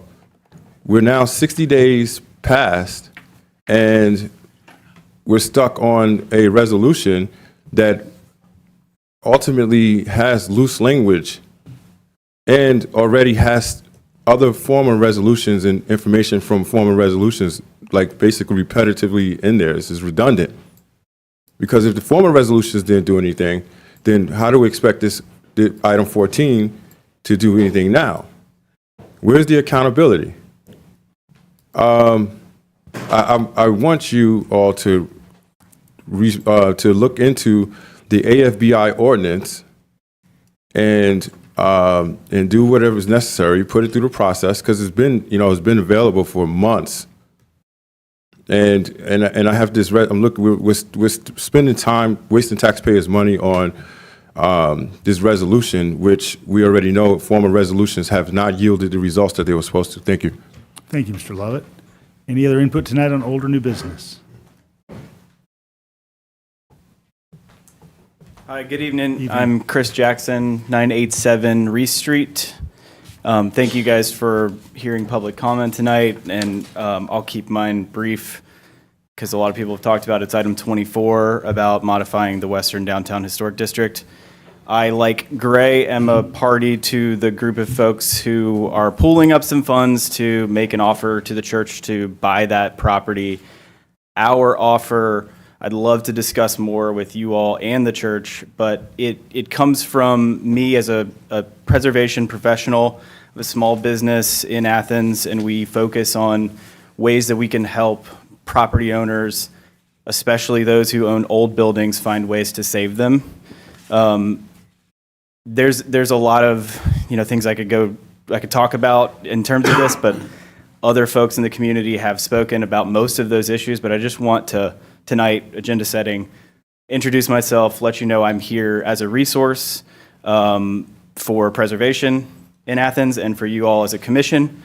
If I can help you understand the ways in which a plan that we have underwritten for the building could work, I would love to help. That's all. Thank you. Thank you, Mr. Jackson. Is there anyone else here tonight to speak to old or new business?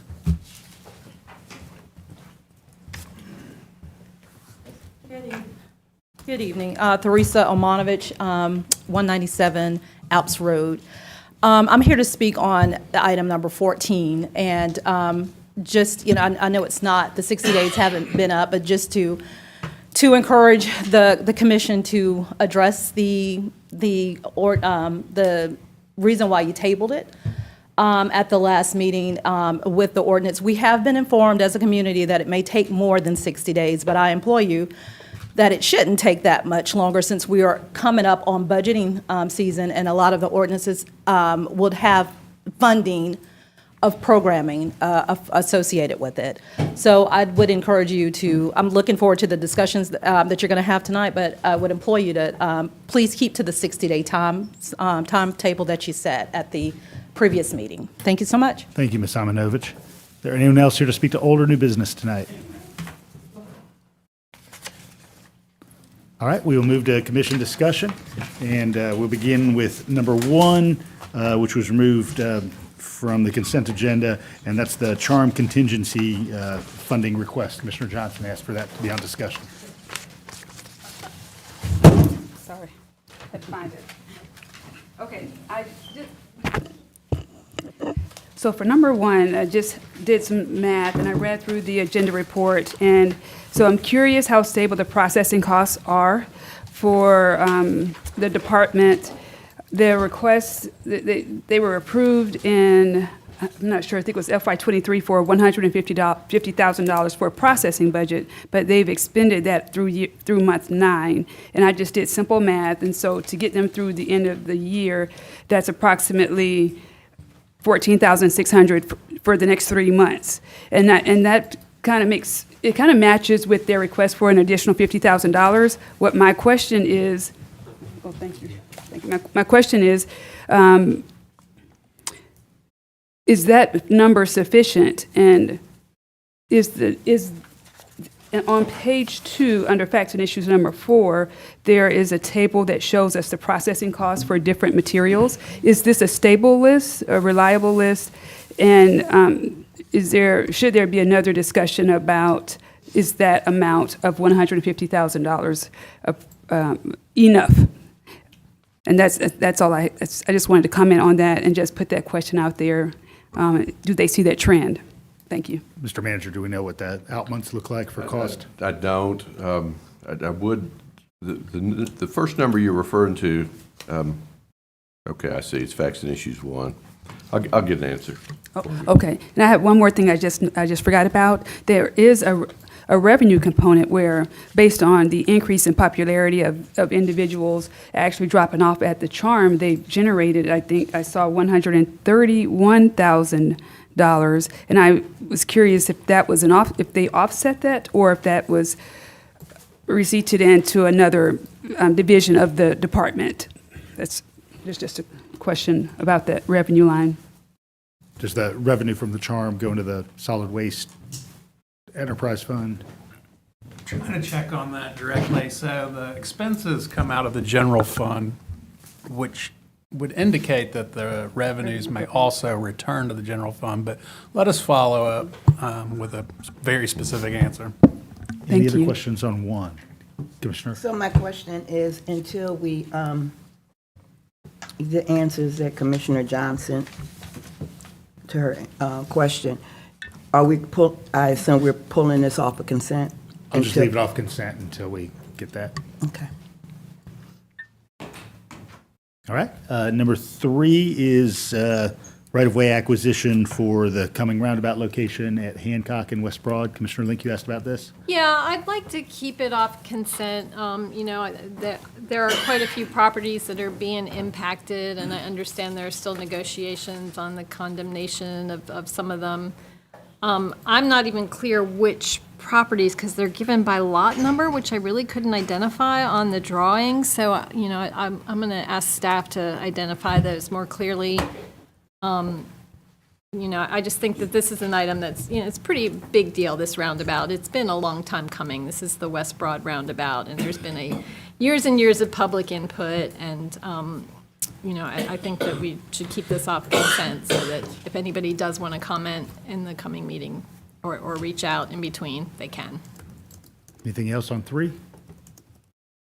All right, we'll go ahead and look at 4. Commissioner Johnson, you asked about this. This is the the Georgia Accountability Court Funding Program grants that are recurrent receipt from the government. Yes, I do support this agenda item. I had a question about I saw in the agenda item and reading it that there was a 15% match, and it sparked a list of questions. And so my first question is, where is the $115,000 that's the match to receive this grant award coming from? That's one question. But more specifically, I would like to, because we receive a lot of grants, a lot of requests, and because we receive a lot of requests to approve grants from departments, I want to understand how the Athens-Clarke County Unified Government processes this. Is there an official policy for departments that apply for grants? We receive agenda items where we have grants for approval in various stages.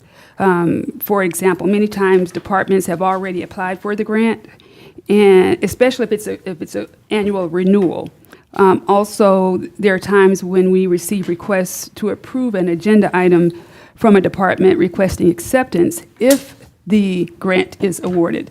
And then there are those rare instances where a department has done diligent work, found a grant, applied for the grant, received the grant, and then a check showed up at finance and they didn't know what to do with it. So I want to know, as someone new on this body, what is our policy for that? Is there a process order that departments follow or should follow that may not be disseminated? Because we do receive them in various stages of approval and award. And I would just like to be more educated on decisions going forward.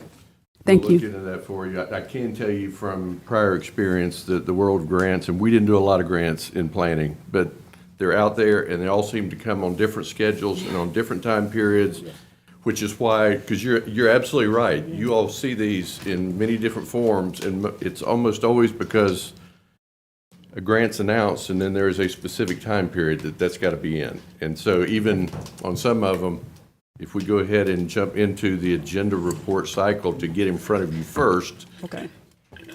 we don't know if it's Quick been awarded, turnaround. but we also try, last case scenario, we try not to go ahead and ever apply for a grant and then ask you after the fact, is it okay to keep it? So that's why it's weird, but we'll look into this a little more. Okay, and that last comment leads me to my last point. Because of the matching component for some grants, I've seen matching as low as 5, as high as 15. And that money has to come from somewhere. And we've all heard presentations from our finance director that the general fund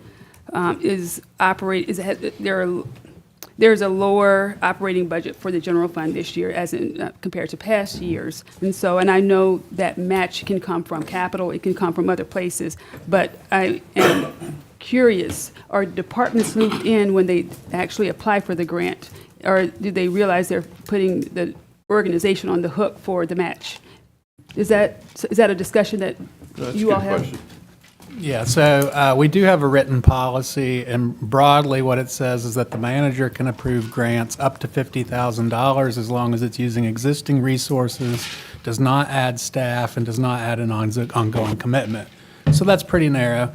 As Manager Griffin said, most of our grants fall out of that, and you all see them in various stages, and predominantly that's just because of the timing of when they're announced.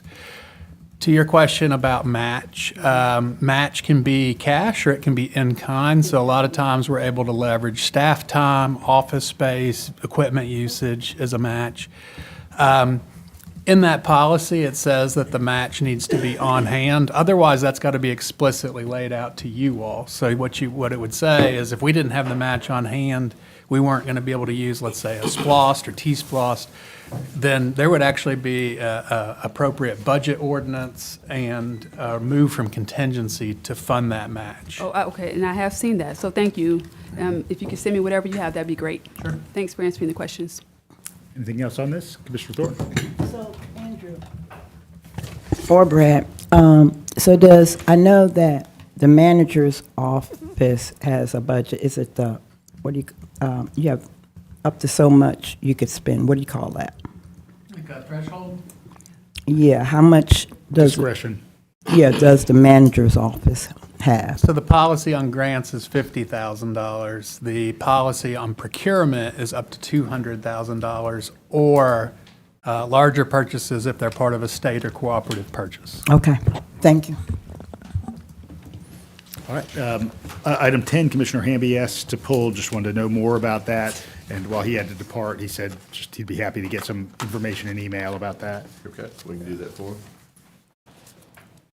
Anything else on 10? There's a fund we operated for a long time out of Housing and Community Development, and that function has really been taken over by the Joint Development Authority of Athens-Clarke County and Winterville. And so these would be funds that go back to DCA for other public purposes. Commissioner Myers? Yeah, just on that, because I was looking at that, and it seemed to me, so when we get that information, you can verify this. It seemed to me that, I'm like, why did we not use that? But that the restrictions on the use of that grant fund were so detailed that it was really hard to use that loan fund. Was that my correct understanding? Was my understanding correct? Yeah. Yes. Okay. All right, moving on to old business. 14 is the resolution to address black inequities.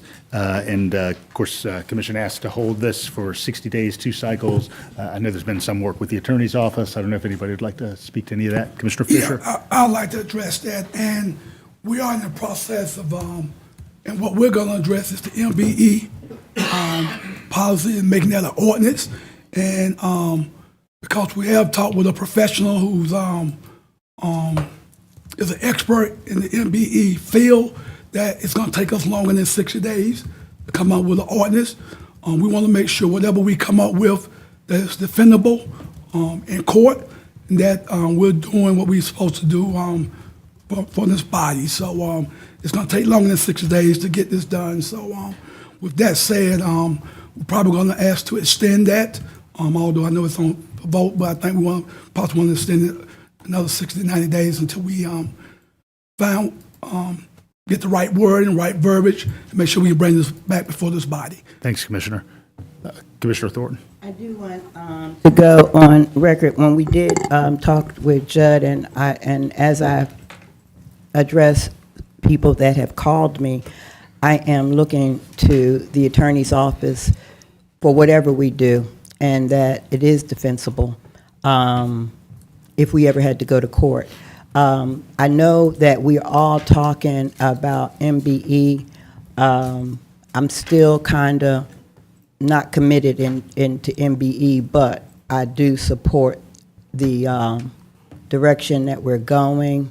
I want to look at all of our options, and I think that the attorney was going to give us a narrative that we could share, so maybe we can have that next month. Attorney Drake, do you remember that? You said. I haven't received it.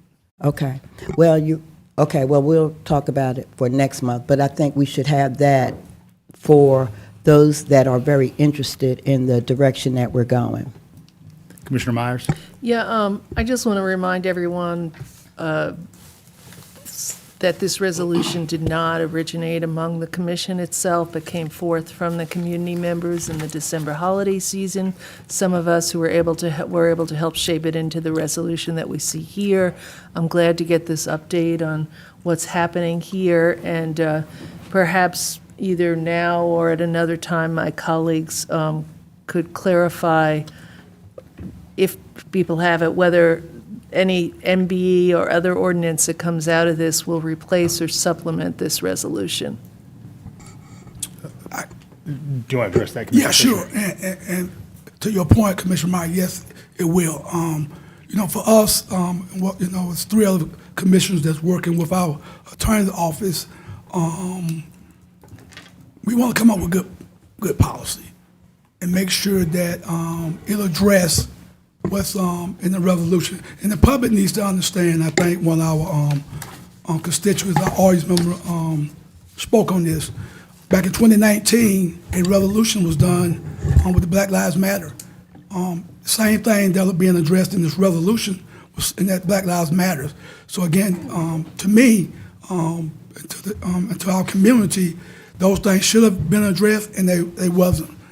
Now we're in the process of addressing some of those things that's in this present resolution, and that's why I think we want to move forward.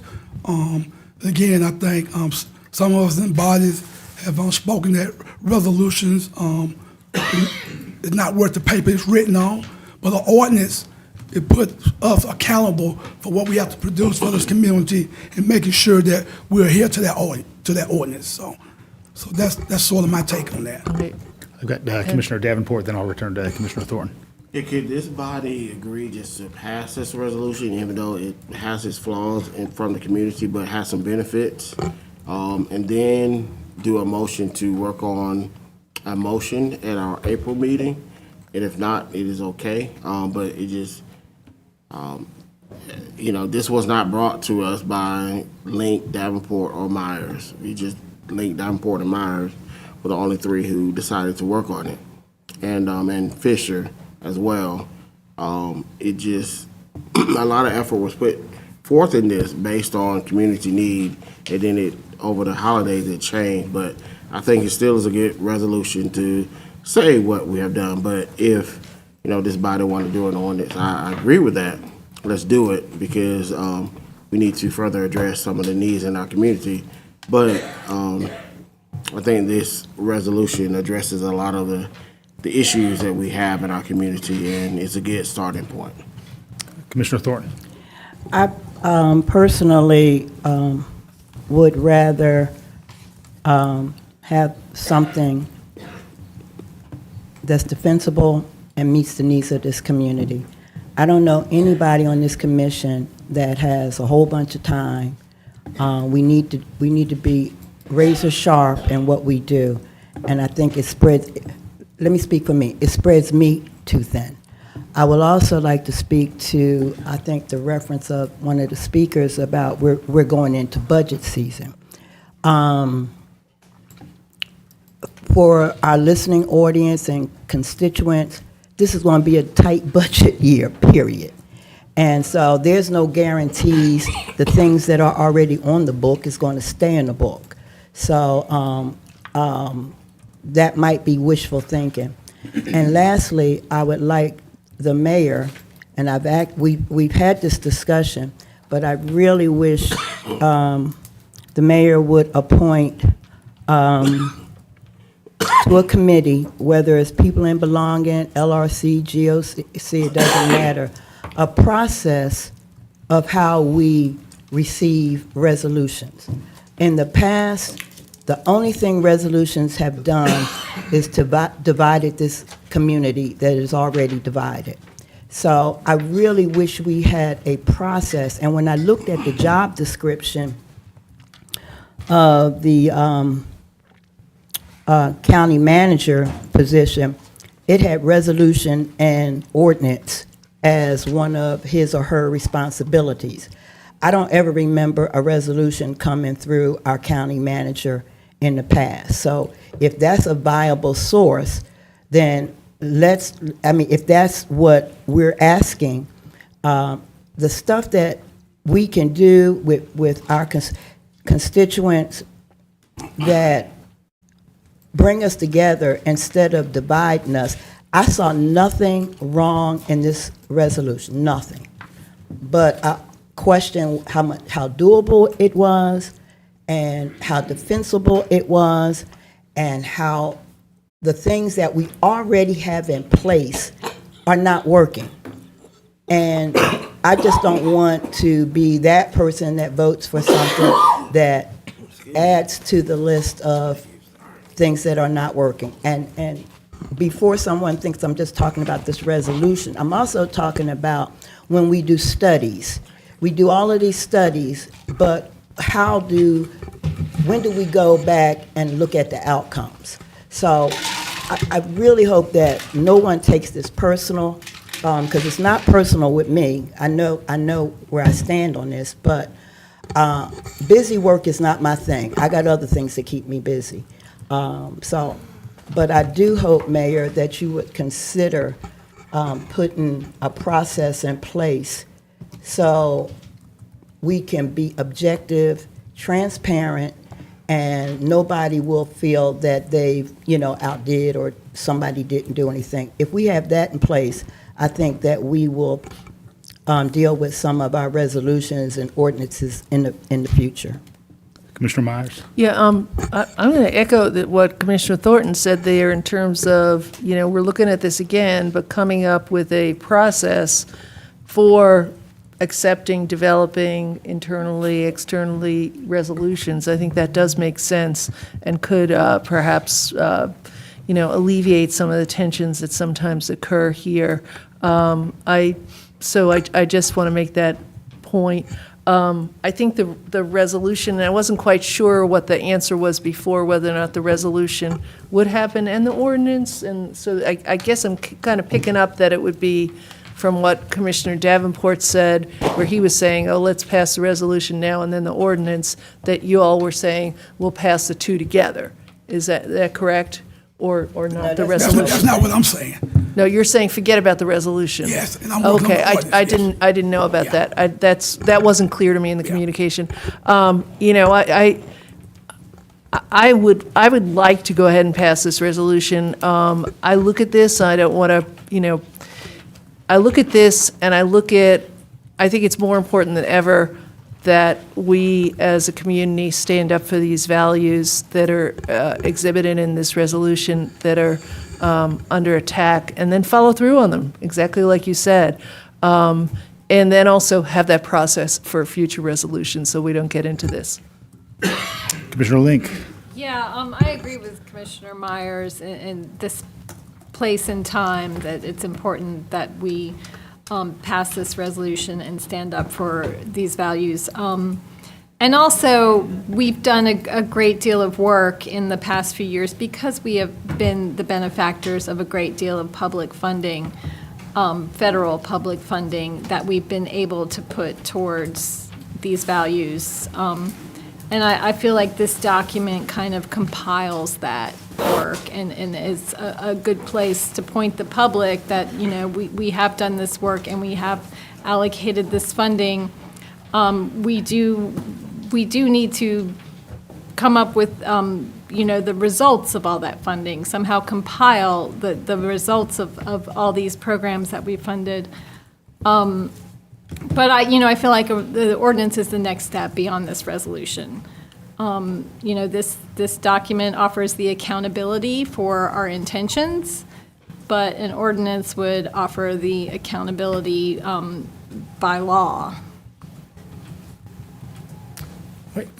Commissioner Fisher? Yeah, I just want to ask my colleagues, and I was not on this commission when the 2019 Black Lives Matter resolution passed. So are we repeating the process?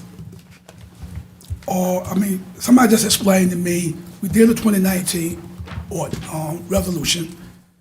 We have a resolution now in front of us. When I read this present resolution, and I go back and read the Black Lives resolution, it's similar.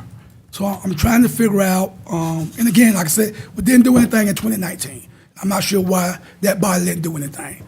Here we are now, got another resolution in front of us.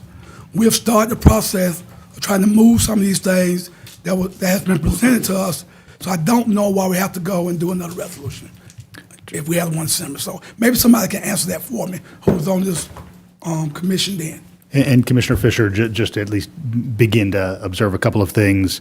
I think resolutions have a benefit because they hold up a set of values, and so that has some inherent worth because it tells the public we care about advancing some needs. And then beyond that, of course, it sets the stage for some specific action. And so if you think about that July 2020 resolution, it set the stage for the work that ultimately involved investigation at Pittard Road, for example, that gets some folks who'd had poisoned wells, clean water. So that's certainly a tangible outcome of it, given the language that was in that resolution. I think we all recognize that the work to bring justice to the residents who we love is going to be continuing for all our lives. And so I certainly view this as continuity with that. So Commissioner Thornton. I'm trying to be very objective. The 2020 resolution was not supported by 3 of the commissioners at that time.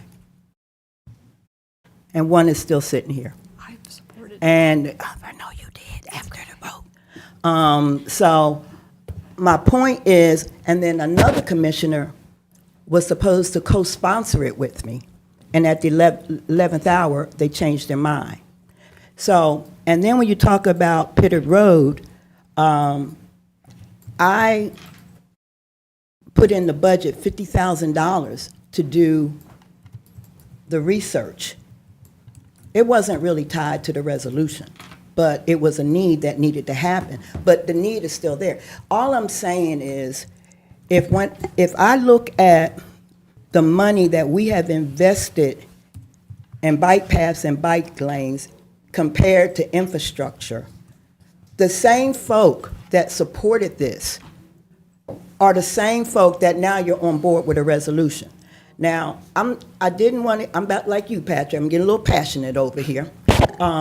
Please do not let people think that passing that resolution was like a rah-rah, let's do this. It wasn't. Matter of fact, it was a substitute motion that didn't pass. So let's be clear the history. The resolution states a lot of the things that are in this new resolution. And matter of fact, there was a dollar amount attached to the original resolution. So my next question should be, which I've never thought about, how did we spend those dollars, or have we spent those dollars? Could you find out for me, Andrew, or whatever? I didn't mean to say whatever. But could you find out what happened to those dollars that was allocated in that original resolution? Got Commissioner Davenport and Commissioner Myers. So, like I always say, I'm a different black person, and I stand by that. We allocated $50,000 for that 2019 resolution. Part of that money went to the study of Pittard Road that this body, through a resolution, agreed to, and there was a resolution that came out of that Pittard Road that determined and discovered that there were some egregiousness that was done to those individuals, and that the county decided to rectify. Unfortunately, because Dunlap Road, it's county property, there's a different avenue that we got to go to. But 2 people supported in 2019 and in 2022 an additional $30,000 for that project, or for that resolution. That was Avita Thornton and Patrick Davenport, and we got that approved because we needed more money to do more studies on that 2019 resolution. Commissioner Myers? Yeah, I'm looking here at this Black Lives Matter resolution. I'm thinking you put some good stuff in here, because there's actually a lot of the stuff that's been done. There's a list of resolutions here. Many of these items, not all of them, but many of them have been addressed. out of these 10 items that are in the therefore part of it. So, I think it did reflect the values that were coming forth in this resolution that were then followed through on many of these at different points. And I would just say the resolution that we have in front of us, either whether or not it passes, I do agree. I do think that everyone on this body is concerned about those, what's the values and the ideas and the proposals that are in the resolution. So I know that. So I will move forward however we do as a group and continue to work for what we need to do to make the community good. So anyway, that's all. But do look at those. The resolutions are all listed in there. So you just look at ACC resolutions, and you get a list of all the resolutions, and you click on that Black Lives Matter. That was, by the way, approved before I joined this commission. It was? Yes. Oh, let me clear you up. You're not one of the people who didn't vote for it. Just, for everyone involved. Let me clear that up. And Patrick, I do apologize. I forgot about the 30, the additional money. I was talking about that first 50. I All right. stand corrected. We've got one last item of old business. We'll take care of that and then take a quick break. Commissioner Thornton, I know you wanted us to hold 15 so you could find more information about the sewer stub that will serve this site. Was staff able to get everything they needed? I did not get anything, and I went back through my emails in case I looked it. Was I supposed to receive something? No, our plan was to bring it back for your voting meeting between now and then. I think Bruce has got some Oh, answers, okay. so Okay. I think he's still back there. Yeah, behind you. Bruce is right behind you.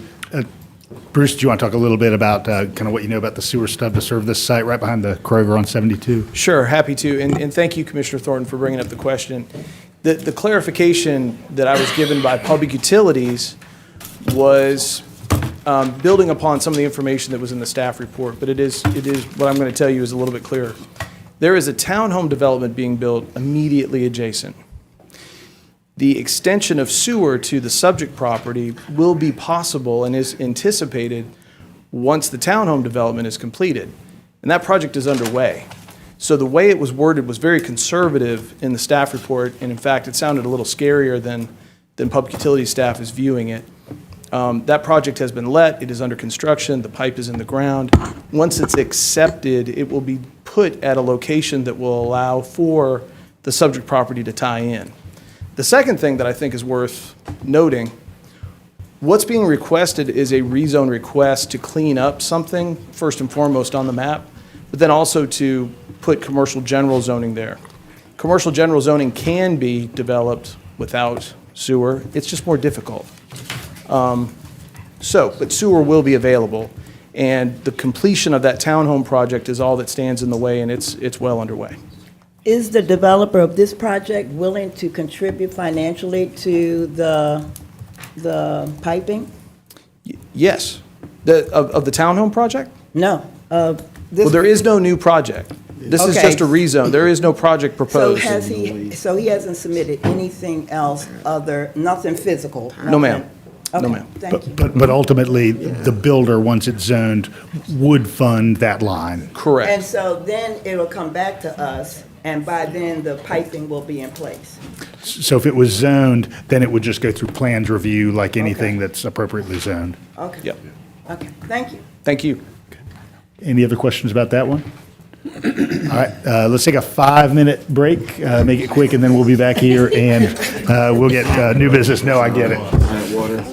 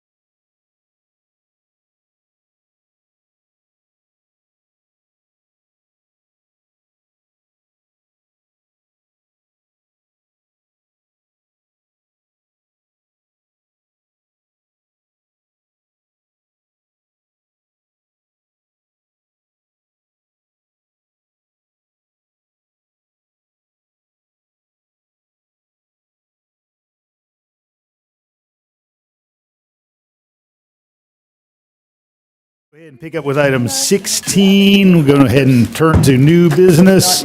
And of course, one of the recurrent things that we do with each of the resident advisory bodies with the tax allocation districts is we get some input from them on their preferred expenditures. And so we have, of course, the East Athens TAD that we've seen some information from, the Newton Bridge TAD, and now we're looking at the mall area TAD's resident advisory body desired expenditure framework. And so this is just accepting that report from that group. So, any input on this? I'm sorry? Any input on 16, or would you like to put this on consent? Consent? I have Consent. I would like to describe it. Yeah, Commissioner Johnson? Give me 1 moment, please.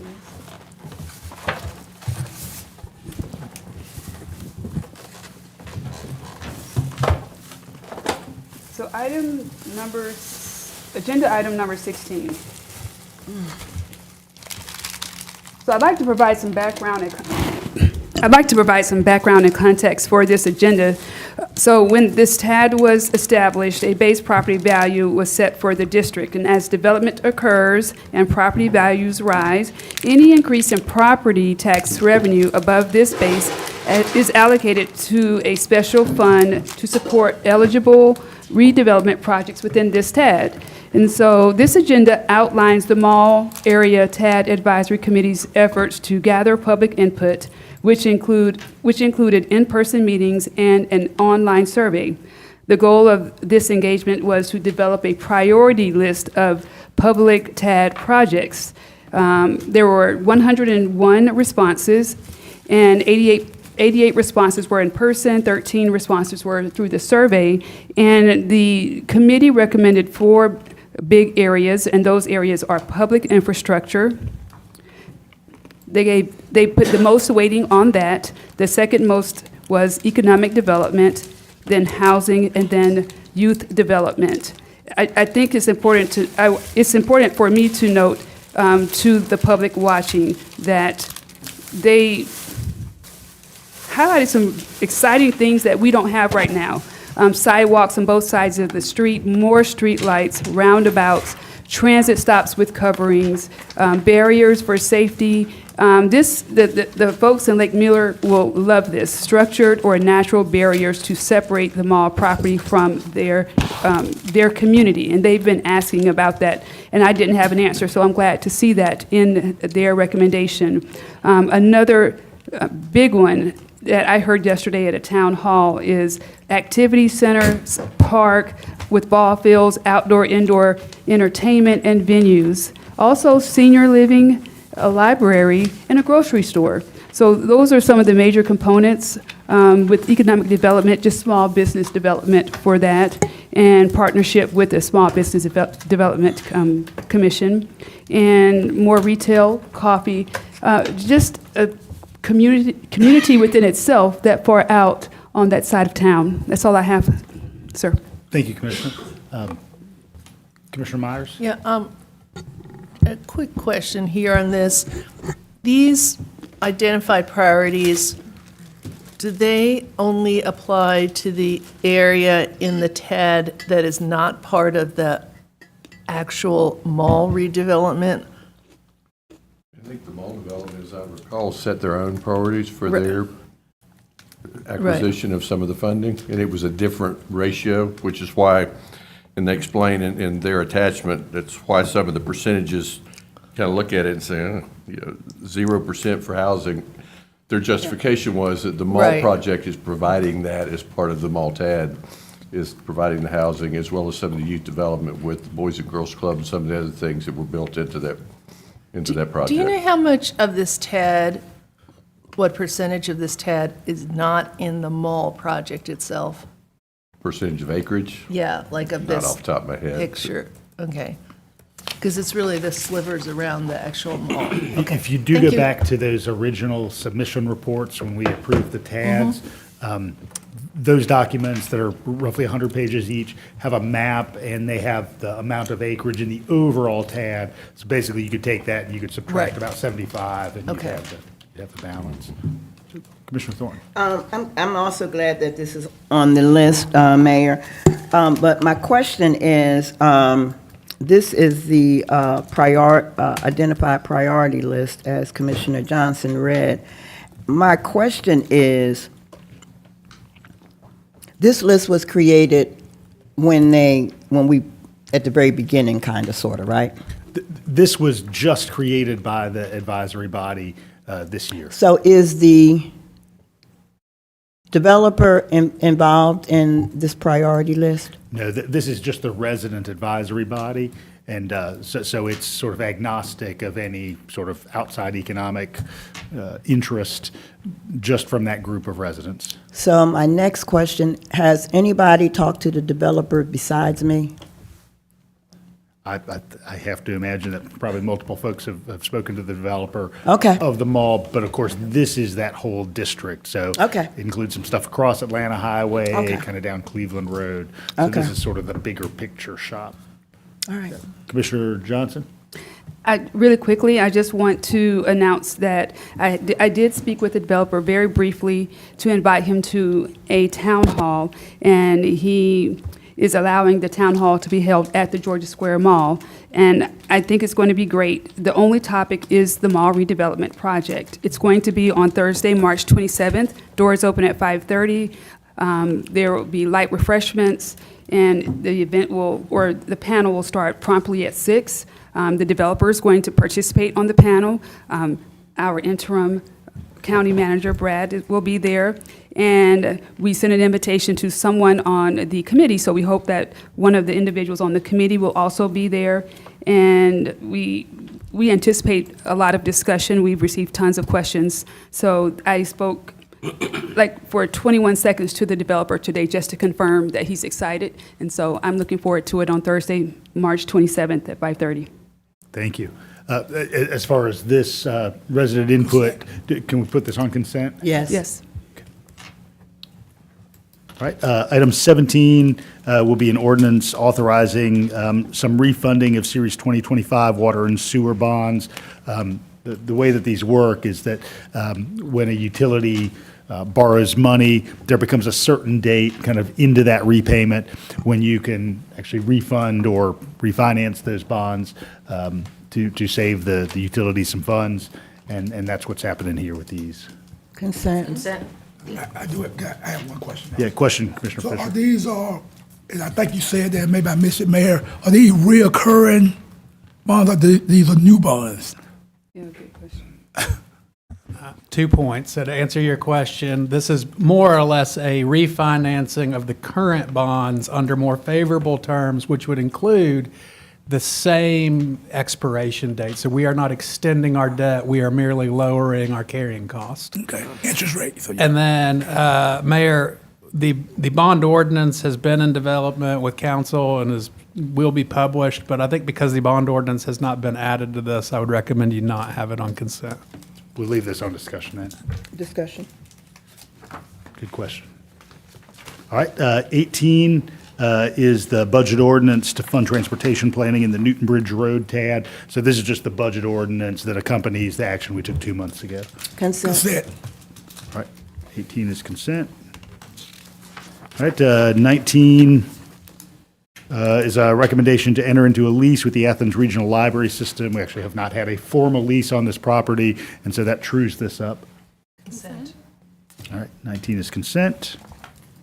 All right, 20 is a change in the special event ordinance to provide more flexibility in the festival zone downtown. Consent. Tis the season. All right, 21 is TSPLOST Project 2023, number 16, the Westchester area pedestrian improvements, and this is the proposed project concept. You can kind of see in the map on the attachment, kind of where the new sidewalks would be. Consent. Consent. Yeah, my district. 21, consent. All right, 22 is, SPLOST 2020, Project 27, the Facilities Equipment Replacement Project, and you can see the HVAC systems in there. Consent? Consent. Consent? All right, 22 is consent. All right, 23 is TSPLOST 2023, Project 20, Electrify the Fleet. This is light vehicle and supporting equipment. Consent. Mayor, question. Yeah. My only concern is with this particular item, not knowing what way the electric vehicle's gonna go, I would hate for us to get in a position where we get these things and we stuck with all these chargers and things of that nature. I'm just leery about the climate right now for us about electric vehicles and what, you know, what path that's going down. And I just hate somewhere down the road we get these things and we stuck with them and we don't have any use for them. And although I know it's a SPLOST project, I want to put that for the record. I'll say something very general, and then I'll ask Andrew to say something more specific. Very generally, I know staff is conservative around the long-term life of these kind of things, and they've even had line-level employees say, hey, I would like to do X, Y, and Z, and when it kind of gets up to the department director or the management level, they say, we're not ready for that because we don't know what the future holds. But Andrew, you can probably provide some specifics around that. That's correct. So first-generation electric vehicles, most people would associate like with Nissan Leaf. We were intentional about not buying those because of some concerns about performance and durability. We did lease one as a risk mitigating factor. We've been pretty well invested into second-generation ones, including a big portion of our fleet being trucks, Ford Lightning, and they've been in our fleet for almost 2 years now and have exceeded our expectations on most performance metrics. The one shortfall being that they don't tow with a tremendous amount of mileage, but being the smallest county in Georgia, that's still not been operationally limiting. Okay. Any other questions? John? What's the operating cost of those compared to a gas vehicle? So it's actually less, and we'll give you an analysis as a follow-up to this. What we see is lower overall prescribed maintenance or preventive maintenance costs because there's fewer moving parts, higher tire costs because they go through tires more frequently, and significantly lower fuel cost. Do they last as long? Yes, sir. Well, let me be clear. They're projected to last as long, and they've got a pretty good warranty. We don't have one in our system that's 15 years. Is the price comparable to a gas-powered vehicle? No, it is not.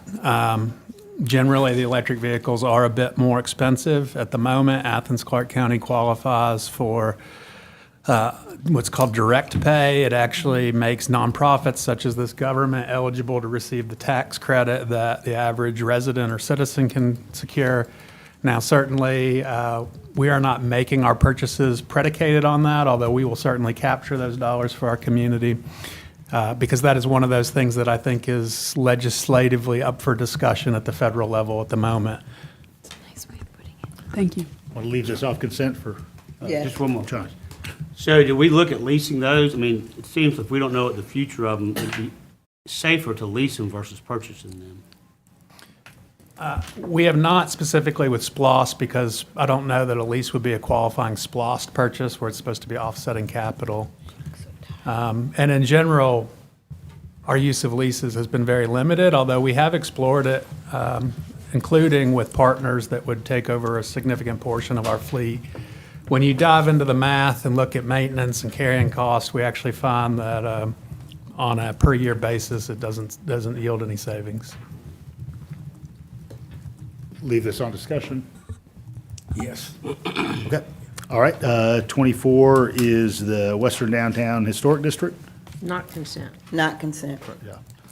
Commissioner Link? I have some procedural questions. I understand that the attorney has instructed us not to discuss this because it's under active litigation. But I have procedural questions, I guess, about that litigation. If we were to follow the HBC's recommendation and deny this removal from the district, and it were to go on to litigation, would the church then be required to undergo discovery and subpoena to follow through with that litigation? I'd prefer to talk about that in executive session. Okay. I also have some questions for staff regarding the tax value of the property. There is a legitimate proposal out there to purchase and restore the building for active use, and which it would then be subject to tax valuation.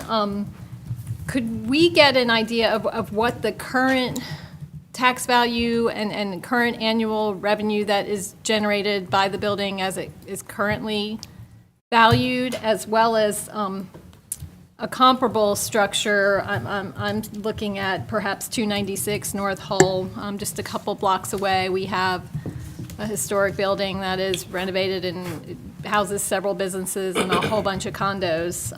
It's of a similar scale.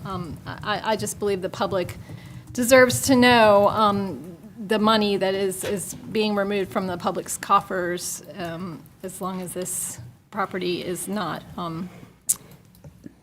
restored and entered back into the general public use. Any other questions? Commissioner Thornton? It's not a question, it's a statement.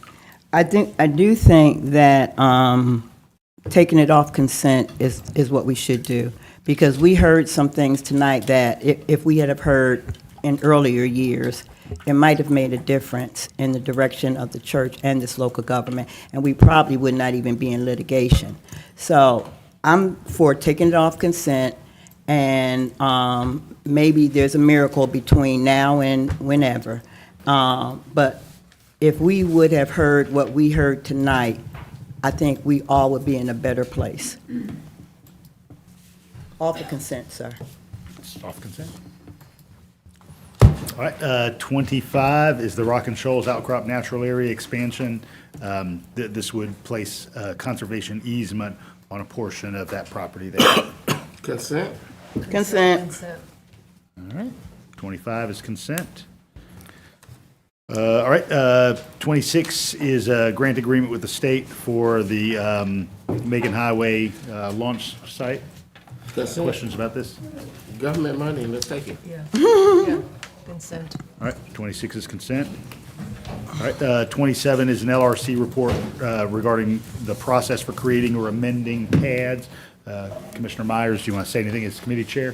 Yeah, just give you a little quick report, and for anyone who's still listening, this was assigned to the Legislative Review Committee back in May last year to develop a process for creating new tax allocation districts or amending existing ones. We had 3 meetings in November, December, and February.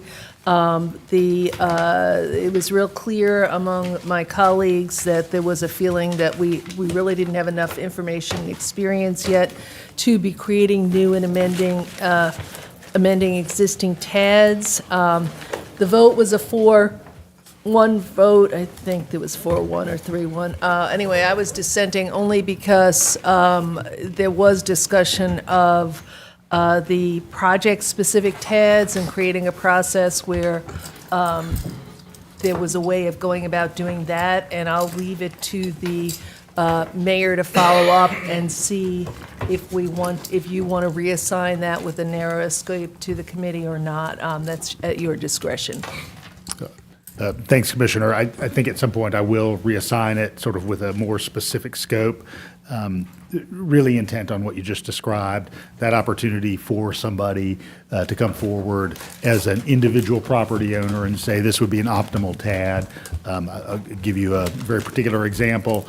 There's a retail establishment that's under construction right now, and they said, hey, if we were in a TAD, we would do some mixed income residential on top of our building, but we would have to spend a few $1 million to make that happen, sort of in a TAD arrangement.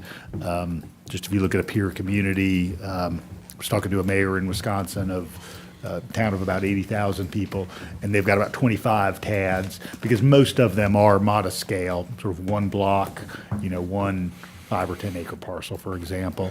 So I think as communities mature in their use of that tool, you tend to see it pretty often for that kind of desire that an elected body, a policymaking body has, just to bring the things that you desire. So obviously for the entire program, we've identified youth opportunity, sort of business expansion, affordable housing, and public infrastructure. So at some point, I'll bring that back when we're ready for that. Everybody want to put that on consent? No, I'm so sorry. Oh. I meant to, I had a comment. Oh, yeah. Go but- right ahead, But Commissioner. no, not consent. To add to Commissioner Myers' comments, it was very clear and quick 4-to-1 vote because there was, the tone was that there was very little progress on all the TADs. And why add more workload to a department when no one really has a clear handle or significant progress on any of the TADs. So that was why it was not that we don't want any additional ones. It was, this is a lot of work and none of them have significant progress achieved yet.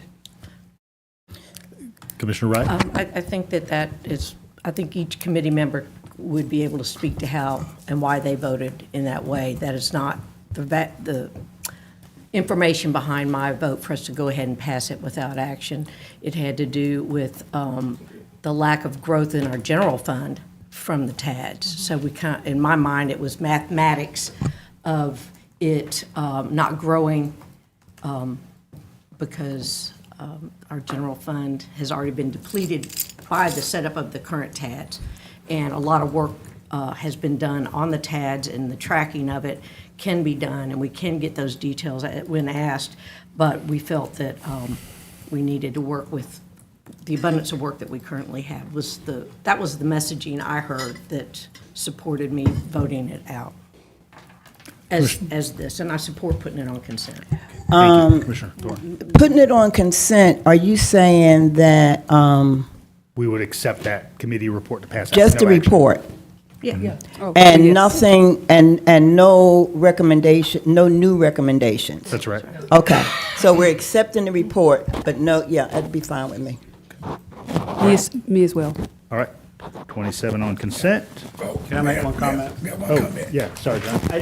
I think we need to look, like what we've spoken earlier about, they haven't been successful yet, so maybe we need to look at how we're putting the TADs together and the requirements we're making. Because it's a redevelopment tool, but nothing's getting redeveloped. So I think we need to look at the big picture of, and maybe, and I don't know when we created this, it was before I was here, but did we get developers' input? You know, if we did this, would that work? To get their input on what would entice them to do a redevelopment project. Yeah, so it's about 2021. Yeah. Thank you for saying And it's a statewide tool, so it's used the same or it can be used the same in Columbus or Augusta or Atlanta. And so it really is it's really just having the tool in the box. But we've got more restrictions on ours based on the meetings that we had in LRC. There's more, I don't know if the right word is restrictions or what, than other ones do. That was one of the questions we asked is why is ours not successful? And it hadn't been in place for that long either. Right, relatively new. All right, we'll pass that with no action. All right, 28 is title only, and this is the SPLOST Mobile Medical Facility. There's going to be a partnership with Piedmont Athens Regional, and then they are subsequently going to partner with some community groups to get this off the ground. Commissioner Thornton? You know, this came about right at COVID, and it was to help people during the COVID crisis. And one of the key folk that advocated for this was Dr. Shanice Allen. And it was because I think UGA had a mobile unit. So my question now is, COVID is over with, for some of us, and and I love partnering. Partnering is a good thing, but I guess I would like to see what the wording is going to be in this title only, because maybe that needs to be one of those SPLOST projects that needs to be scratched if it doesn't have the same intent that it started with, but I guess I'll look at the wording. Yeah, I do want to make sure that two different things are not yeah, it's overly not conjoined. So this was passed in calendar 2019. So pre-COVID, we voted on this SPLOST, that of course also I was the said it same wrong. It's SPLOST. not SPLOST. It is not SPLOST. I made the mistake there. And then there was a separate CARES No. Act expenditure. No, it was not SPLOST. 2020. It was it was that 2019, because we actually met, I know Judd is not going to remember this, but we actually met in Judd's office. So I know what the intent was, because we did not want, we wanted different groups, different people to give medical assistance to those folk who are not normally getting medical help during COVID. Dr. Allen actually went to people's houses during that time. And when UGA was doing something very similar, I think Spencer Fry was also talking about doing, but it was mostly for UGA students. So my point is, I would like to see the wording, because my question is this a valuable expense at this time? It was not SPLOST. I apologize. Yeah. So just to be clear, this is a SPLOST project that preceded COVID. Well, And one of the functional legal realities is that when you pass a SPLOST package, you have to do the project unless you return to the voters. so this was 2019, and what? And when did COVID hit? 2020. March Okay. 16, 2020. Okay, so then there should be some money somewhere for 2020. Let me get with Dr. Allen, because I remember that very distinctly. And our concern was that UGA was not going to be caring for residents in the rural and senior areas. Well, it's title only, so it can't go into Yeah, and so consent. we'll get some Okay. more information. But I know, Commissioner Fisher, you've spoken about this in the Yeah, past. so just for context and for the public and for our colleagues, a couple of things. Piedmont is going to fund the whole thing with their resources and their money. The intent is to serve this whole community, that people that normally may not go and get medical services, may not go to the emergency room, may not go to the other type of agencies that have care. So the intent is to service the whole community with Piedmont footing the bills, not with students, but with regular doctors from their group. So for me, I believe it's going to be a win-win. But again, I'd like for you to see what's going to be in the wording from that perspective. But I just want to see the wording. okay. But I think it's going to be a good SPLOST project. So Yeah. And obviously, we don't have the agenda report, so this will stay on discussion. I think Commissioner Johnson has a hand up. Commissioner Johnson. I have a concern, but first let me ask why this is listed on here as title only. Does it indicate that it's not ready? I know that staff is continuing to work on the language of the MOU. I don't know, Judd, if your office is working on that. It's title only because it wasn't quite ready. And I think sometimes staff put things on trying to move them along. It might not be ready this cycle, though, Mr. Mayor, you know. So it might be delayed another cycle if it's not ready. Absolutely. Since residents don't see this when we're discussing this, and since this is a memorandum of understanding and there are no details, we may get it on the Friday before the Tuesday vote. And title only does not illustrate or demonstrate transparency to our public. If it's not ready, it's just not ready. It should just move on to the next cycle. I've seen this a lot, and it's very confusing. And it opens the window for suspicion when there shouldn't be any suspicion. I mean, what Dexter said makes a lot of sense, but if we had it, it would be fine. Just a comment. I would direct anybody to the splost.com page where you can kind of see the overall project description. You would direct a resident to this overall SPLOST page. Yes, ma'am. When it's not listed on the agenda. Yes. Okay, I would not do that. I would provide them with clear information. Okay. All right. We are going to move into executive session. And so we've got everybody here with us. Have a good night, everybody.